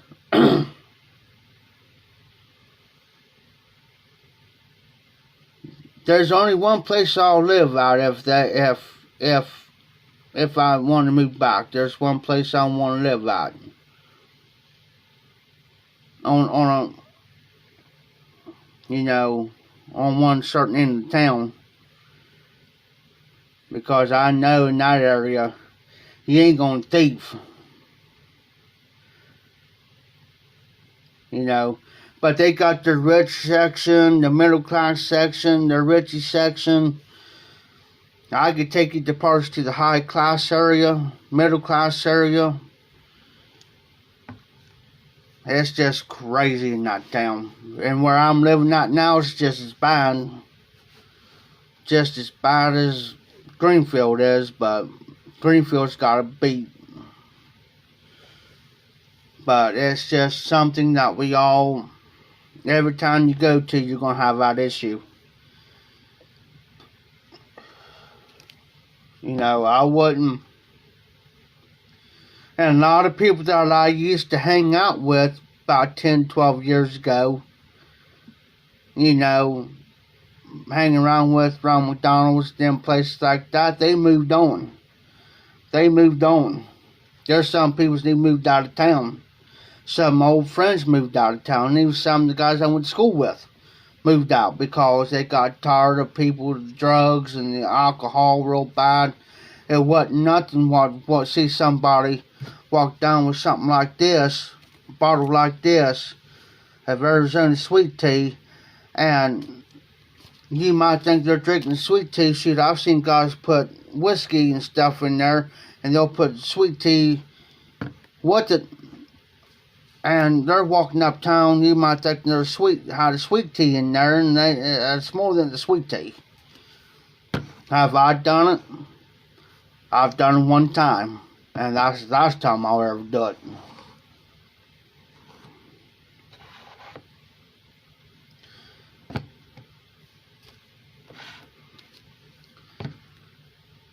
And it just depends on who you are too.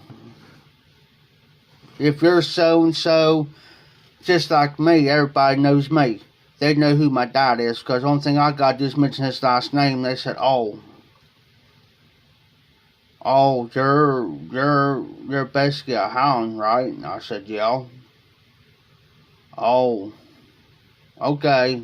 Who's your dad? And I mentioned my dad's name. Oh, so you're Jeff, ain't you? I said, yeah.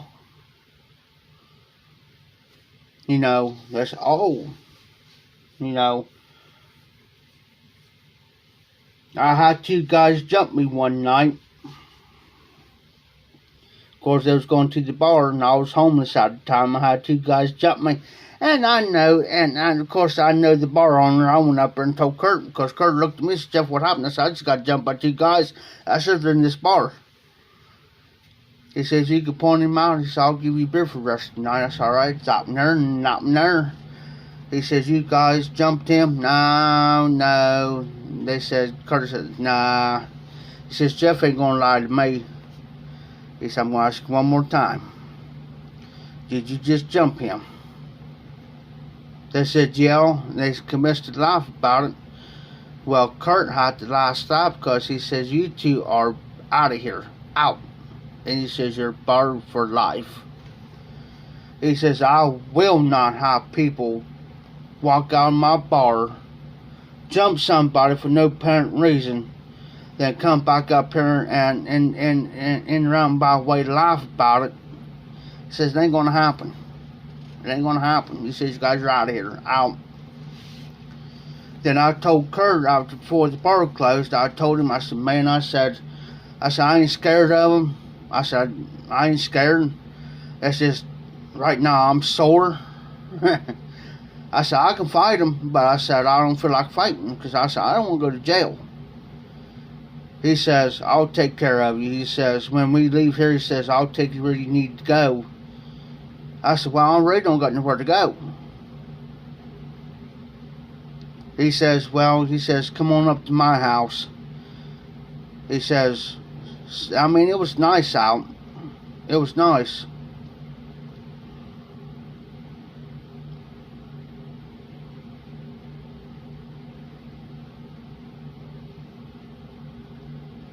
Yeah, Dan, I was lucky too. I was actually to jump on it. It's just like you have to find the right app, you know. So after the bar closed, he says, Jeff says, you can come up and stay on my front porch. He says, here. He says,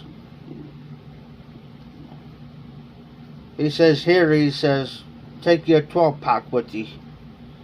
I said, Kurt, I can't drink you on your front porch. He says, yeah, you can. It's private property. He says, I'll inform them. He says, all these is the law. He says, the Greenfield PD out there. Yeah.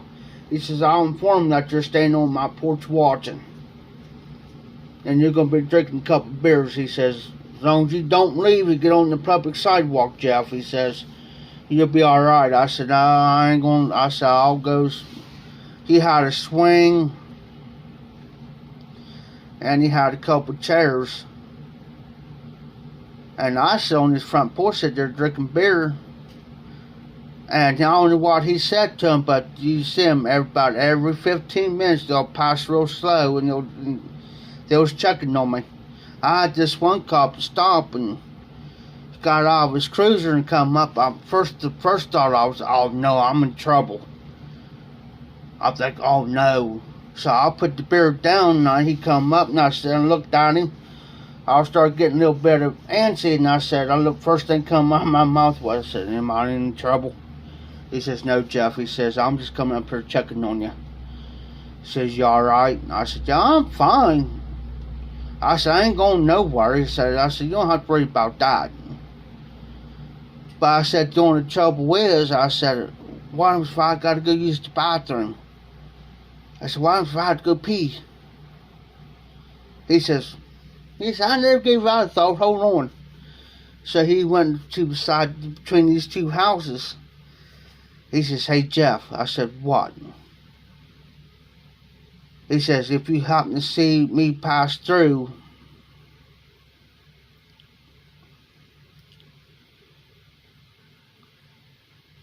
there you go, Dan. Do a live stream.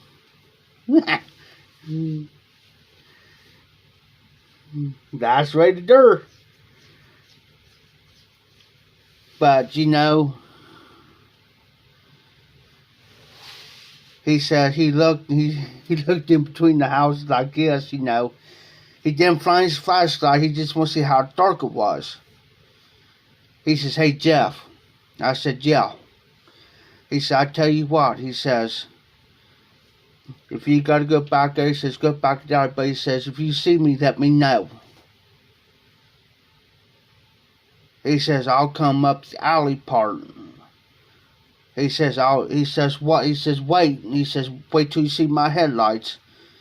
I said, okay. And he says, I'll activate my lights on top, make sure it's me. Then he says, I'll shut my headlights off. And I said, okay, that'll work. So, probably about a half hour later, I had to use the bathroom. I think, man, I gotta take a piss. So I washed for him, and I put my beer down, walked out, and I seen him. He pulls up, and I said, hey, I gotta go around back and take a piss. He said, all right. He says, go ahead and get a head start. He said, I'll be back there in a minute. And he says, I'll watch.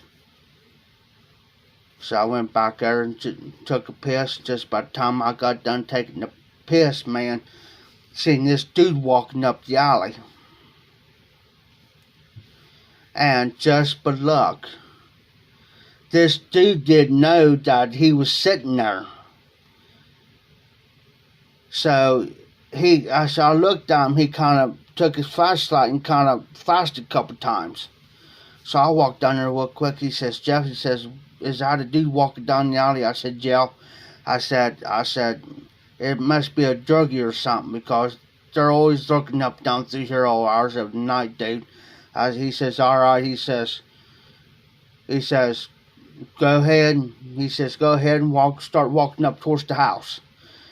And he says, don't worry. He says, I'm watching. He says, don't worry.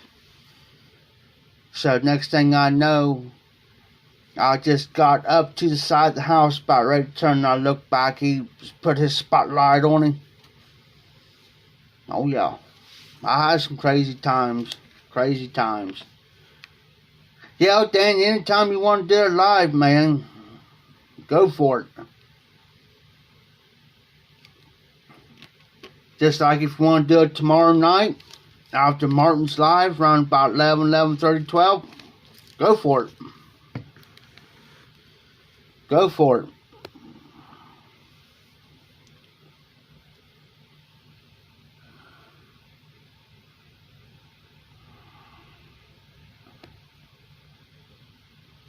I'll be right back, guys.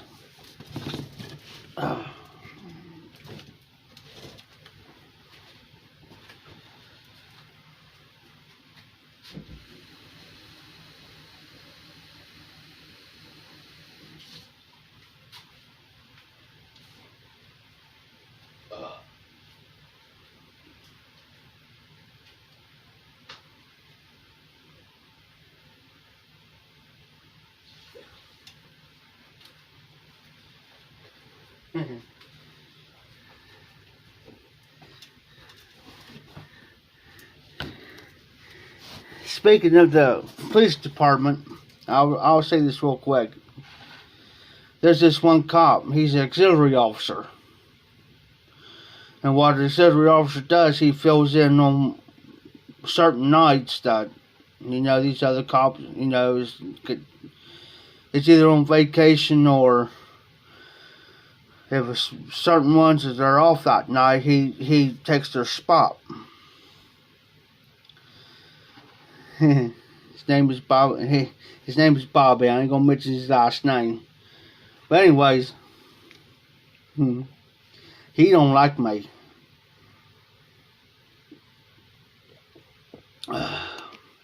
Because for the simple fact, his old lady used to run the bars all the time. And she thinks that she's the cock of the walk.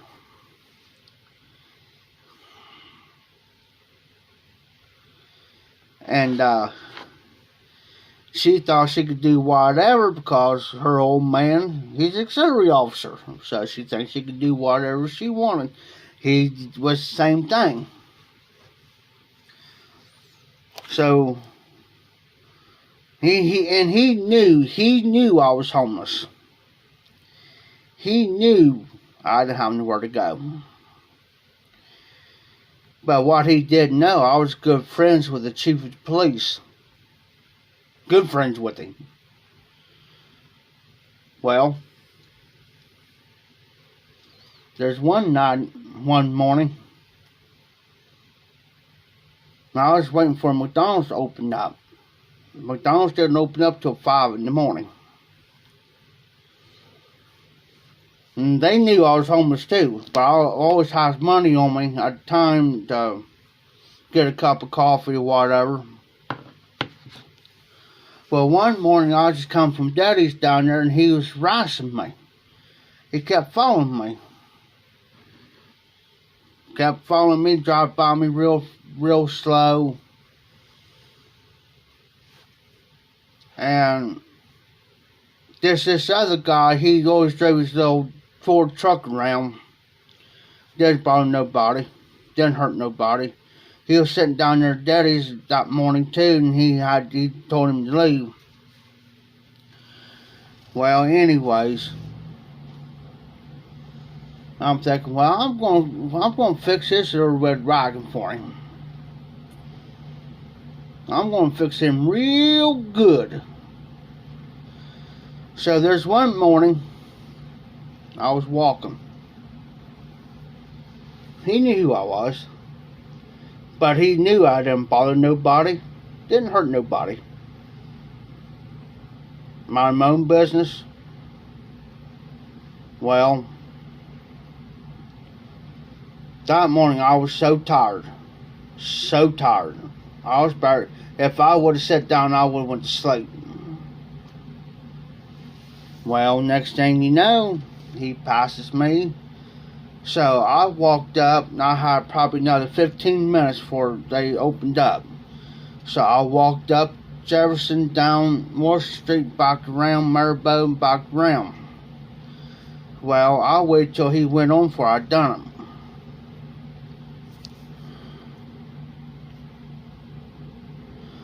Yes, Dan. They're trying. They're trying.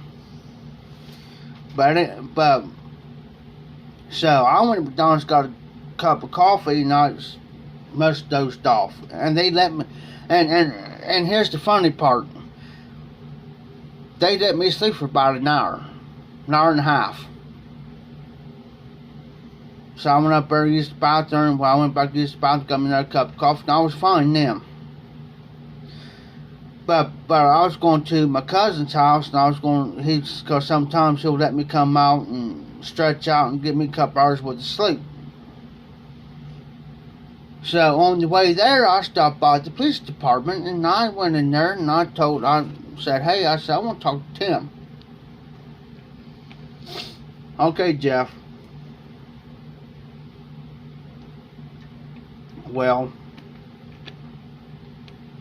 Well, anyways, he comes out there, and I said, Tim, can I talk to you in private?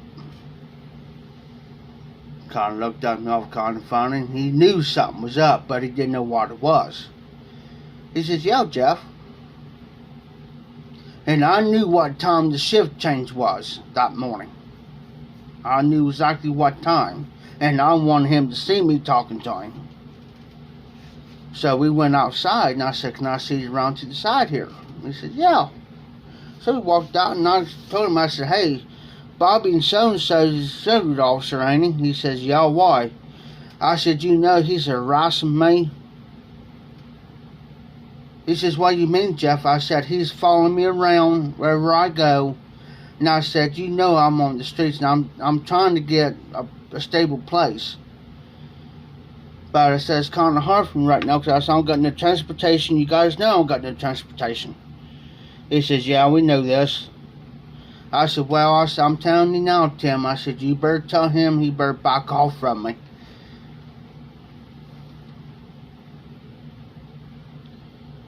I said, he better back off. I said, Tim, I'm telling you. I said, you know, I don't bother nobody.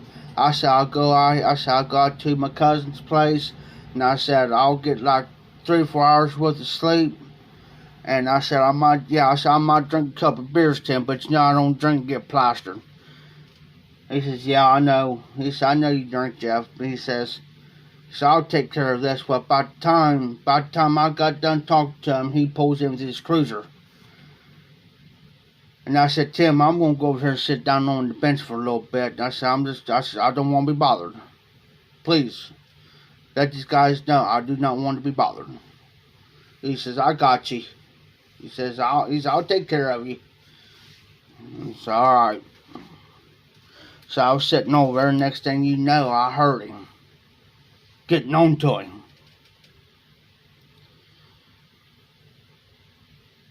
And then next thing I know, I kind of must have dozed off. Next thing I know, I heard him say, hey, Jeff, come here. I was thinking, oh, here we go. It's on. So I went over there, and I said, yo, Tim. He says,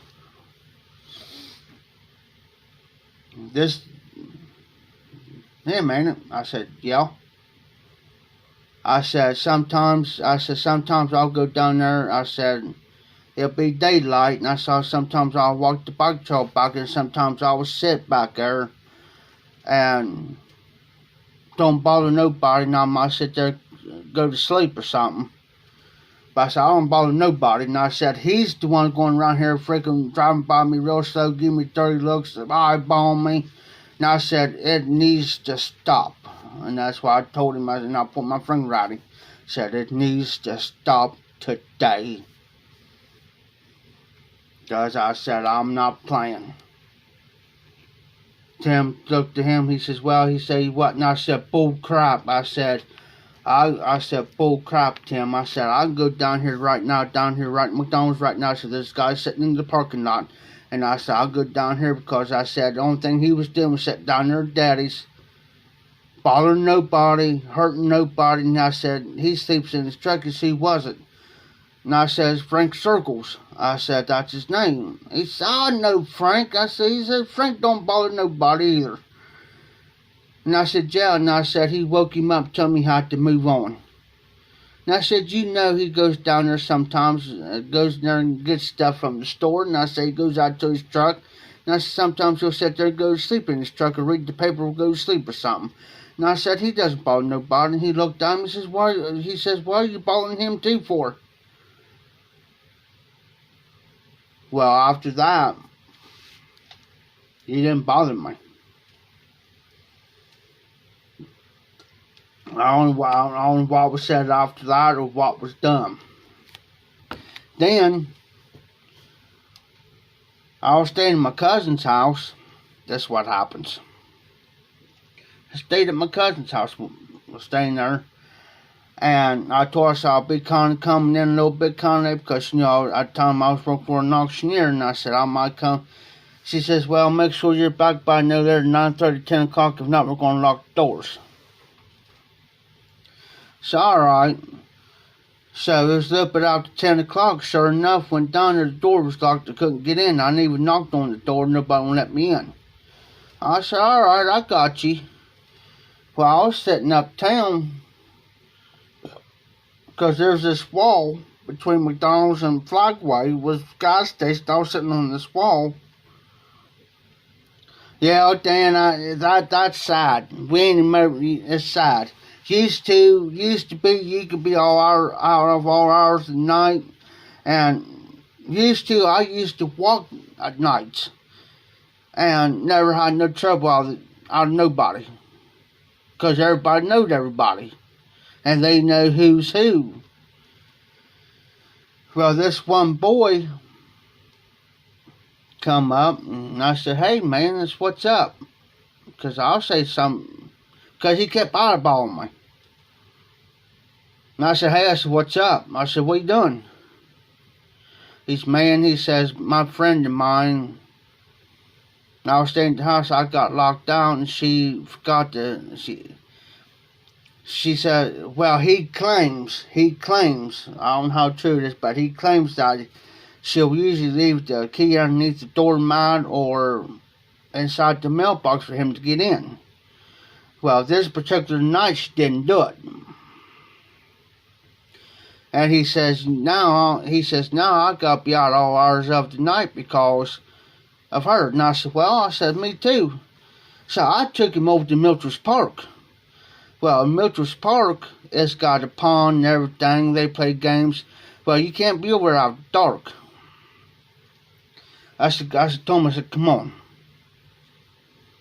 I said, I got a spot.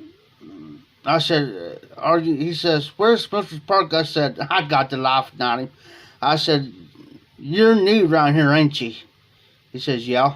I said, that figures. I said, come on. I said, I know every crazy train in this town. So we took off. Well, we walked up, on the corner of 4th and Jefferson is the funeral home on the left hand. Then you had home building and loan on your right hand side, which, you know, you do loans on your homes and stuff like that, and plus like a little bank or whatever. Well, this cruiser was right beside the funeral home like this. They turned, I went like this and I looked at him, threw my hand up. This is like 11:30, 12 o'clock at night. And he says, "Oh crap!" I said, and they was eyeballing past real slow. And I said, real low. I said, just cross and act normal. And I said, we're gonna go right up here. I said, if we can make it up to up here to Fifth Street, I said we're gonna cut across, and I said we're gonna take it straight on. I said we're gonna go by my old stomping grounds, and I said I know every crease and cranny of it. So just by luck, we made it across there. And I said we're gonna throw them off. He says, what do you mean we're gonna throw them off? We're gonna throw them off. I said, what we're gonna do? I said we're gonna walk right down here. And I said, then we're going to go up this way and down and around. I said, I know some areas dark. And I said, they can spot us. I said, we're going to take the darkest spot. And I said, then what we're going to do is if we happen to see them, we're going to hang low. I said, I know some people in this area. They know it's me. So you don't got nothing to worry about. Man, he started getting paranoid on me. I said, don't get scared now. I said, the only thing we're going to do is just run you, and that's the reason why you're out and about. So he says, hey man, can we go by the house and sit there on the front porch? I said, yeah, we could do that. I said, we could do that because I said, I know a couple of neighbors across the street there, so, you know. So I said, nah, I said, let's go to the Milters Park. I said, you got enough, you know, I said, you got enough guts to do it? So we walked over there, we went in the dugout.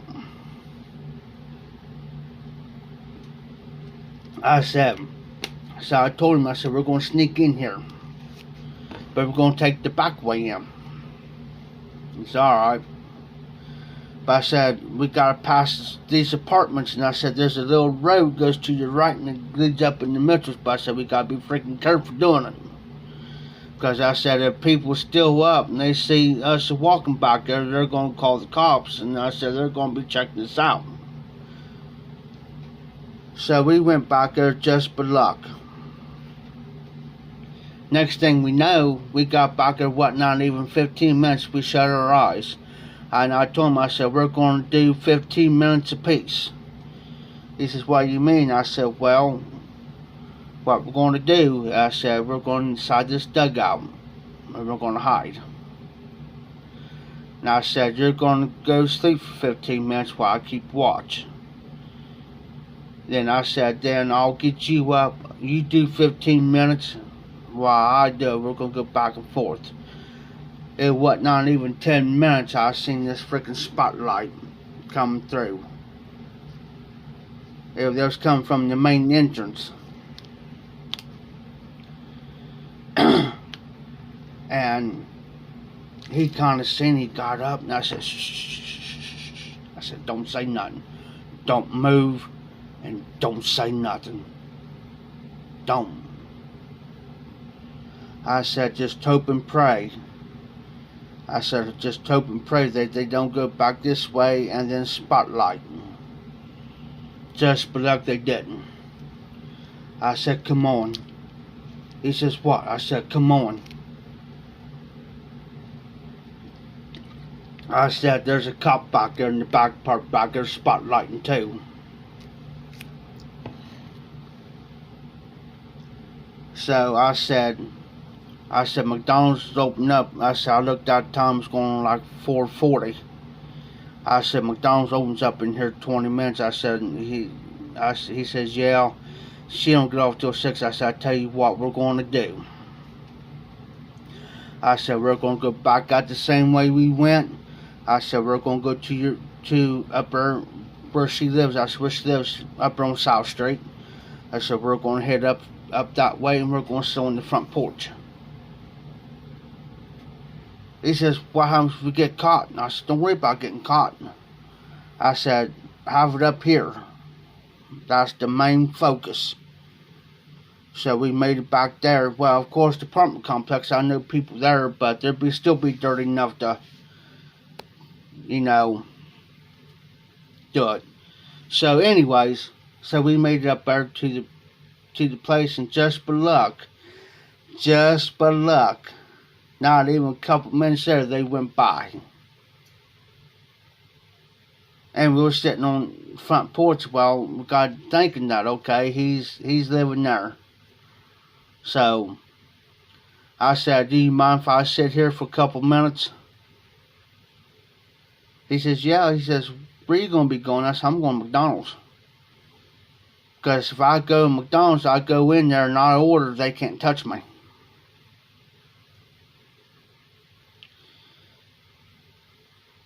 I said, if you want to come, you can come, man. And I said, I'll get you a cup of coffee and something to eat or something. He says, nah. He says, I'm going to stay put. Well, I'll say this much. I made it down there. Then I went down to my cousin's. I said, I'm going to go upstairs and get some sleep. I said, I told you I might be running a little bit late. Well, I said, I didn't even knocked on your door. She says, well, we was in bed asleep. I said, bull crap. I said, you guys heard me. Because I said, I seen movement. I said, you heard me. So, what happened there, I got out of there. My friend of mine let me stay on the farm. Stayed there. Seen that a couple of days later, I seen that boy. And I said, you alright? And he says, yeah. I said, man, you act like you was scared to death. He says, yeah. He says, I was scared because he said, I never had anything like that happen before. I said, them guys are new on the force. I said, they're rookies. I said, if they don't know you that well, I said, yeah, they'll be most likely, most likely will stop you. But I said, get a key. He says, oh, I did. He says, I got one. He says, hey, man, he says, you know where the house is at? And she works from, he told me, he says, listen. He says, if you don't got nowhere to go tonight, he says, swing by the house. She'll be going to work here around about 9:30, 10 o'clock. And she won't go. I said, and he says she won't be coming back here till about 7:38. He says, swing by the house. I said, all right. He says, just make sure. He says, just make sure. And he told me to make the model of the car and everything to a T. He says, make sure that car is going before you come here. It's all right. I did that night. I went up there and I knocked on the door a certain way. Let him know it was me, and he come to the door. He says, who was it? And I mentioned my name. He opened the door up. He says, come on, get in here real quick. So I sit in. So I had my cell phone on me, so I set it for like 6:30 in the morning.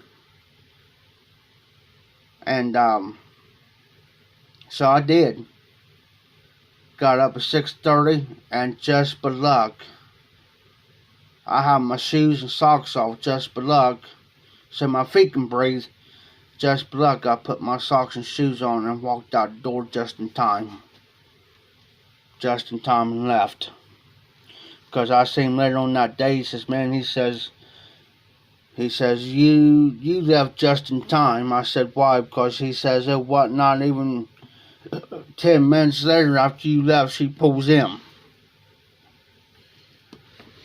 I said, oh.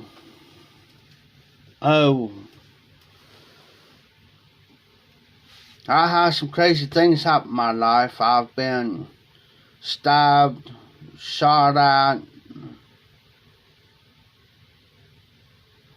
I had a bullet graze me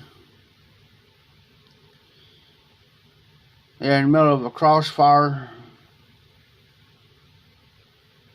I had about 5 or 6 stitches in my leg where the guy come up and he was I think he was aiming for my stomach, but somehow I moved and enough went down low enough, got me right in my leg.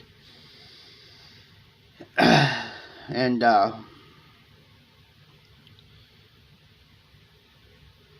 a bullet grave beside my head. Just luckily ain't there now. The scar's not there now, so you know, I have some crazy deals with people in my life. Dealt with craziness, dealt with ignorance.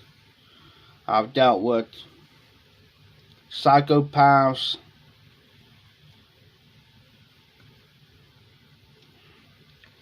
Alright guys, I'm gonna go ahead and end this. I'm down to 20% on my phone. And then I'll check that out.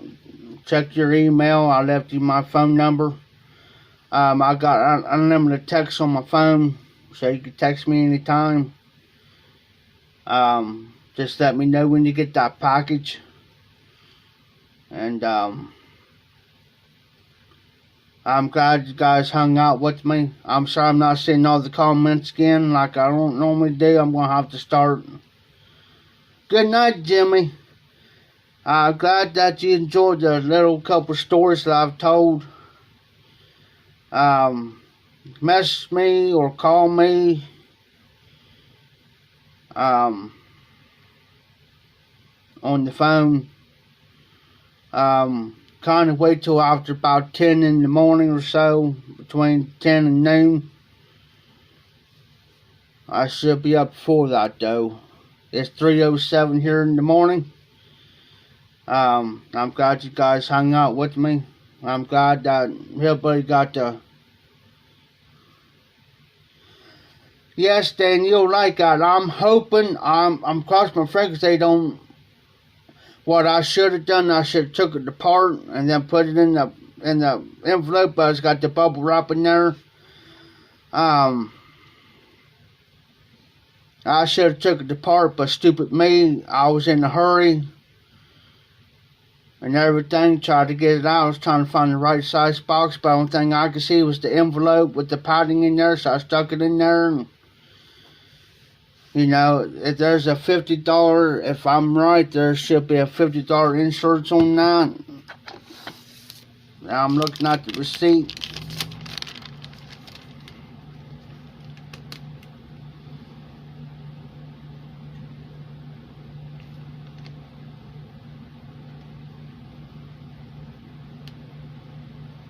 It says insurance up to $50 included. 3-day delivery. So just make sure that you re-clean, re-sanitize that pipe. I did it, but just make sure, and you'll like it. If you flip it, I'm going to use this pipe here as an example. I know it ain't the exact one, but if you take the pipe and turn it upside down, like right here on the shank part, it'll tell you it's a Danny's design brush. Like I said, just go ahead and clean it, re-sanitize it because of all the handling and stuff. Because you know they're going to open up and check it and see what's in the package. So just do that. Like I said, it's been smoked probably about 5 times. So I don't, you know, that is a nice pipe. I know you'll like it. It's even nicer in person. So as soon as you get it, email me or text my phone. And you know that, hey Dan, here's something you can do too on the tracking number. If you do it on the computer, like your UPS, you can go down and you can mark where it says Texas. You can mark all of it on the Texas, and you could be at work.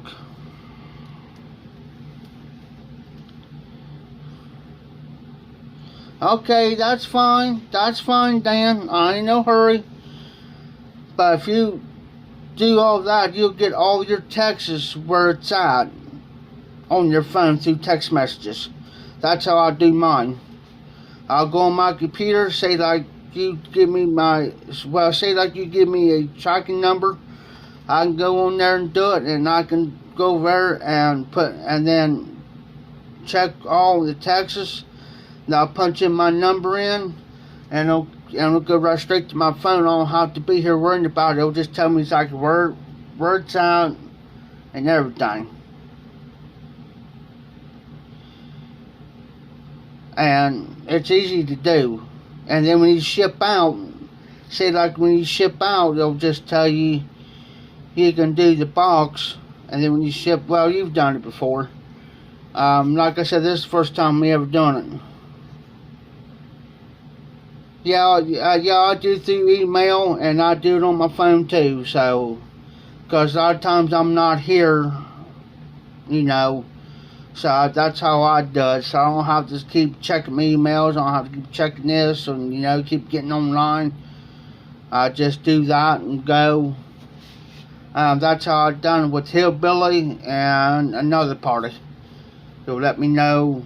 Well, I did with Hillbilly. With his routing number, tracking number. I did all that, and that's where I could be going. It'll tell me exactly where it's at, inspected date, but just re-clean it, re-sanitize it.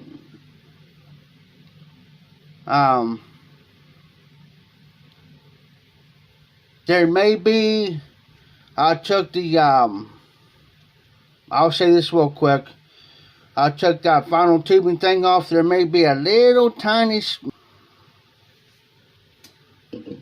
just to protect the end part. But I appreciate you guys coming in. I appreciate everybody coming through. Oh, okay, Dan. Okay, I understand that. Okay. I understand you. That's how I used to do it too. I used to have a business phone and my regular phone. I had two phones. And, so, alright guys, y'all be good, be safe. I should be making a video tomorrow.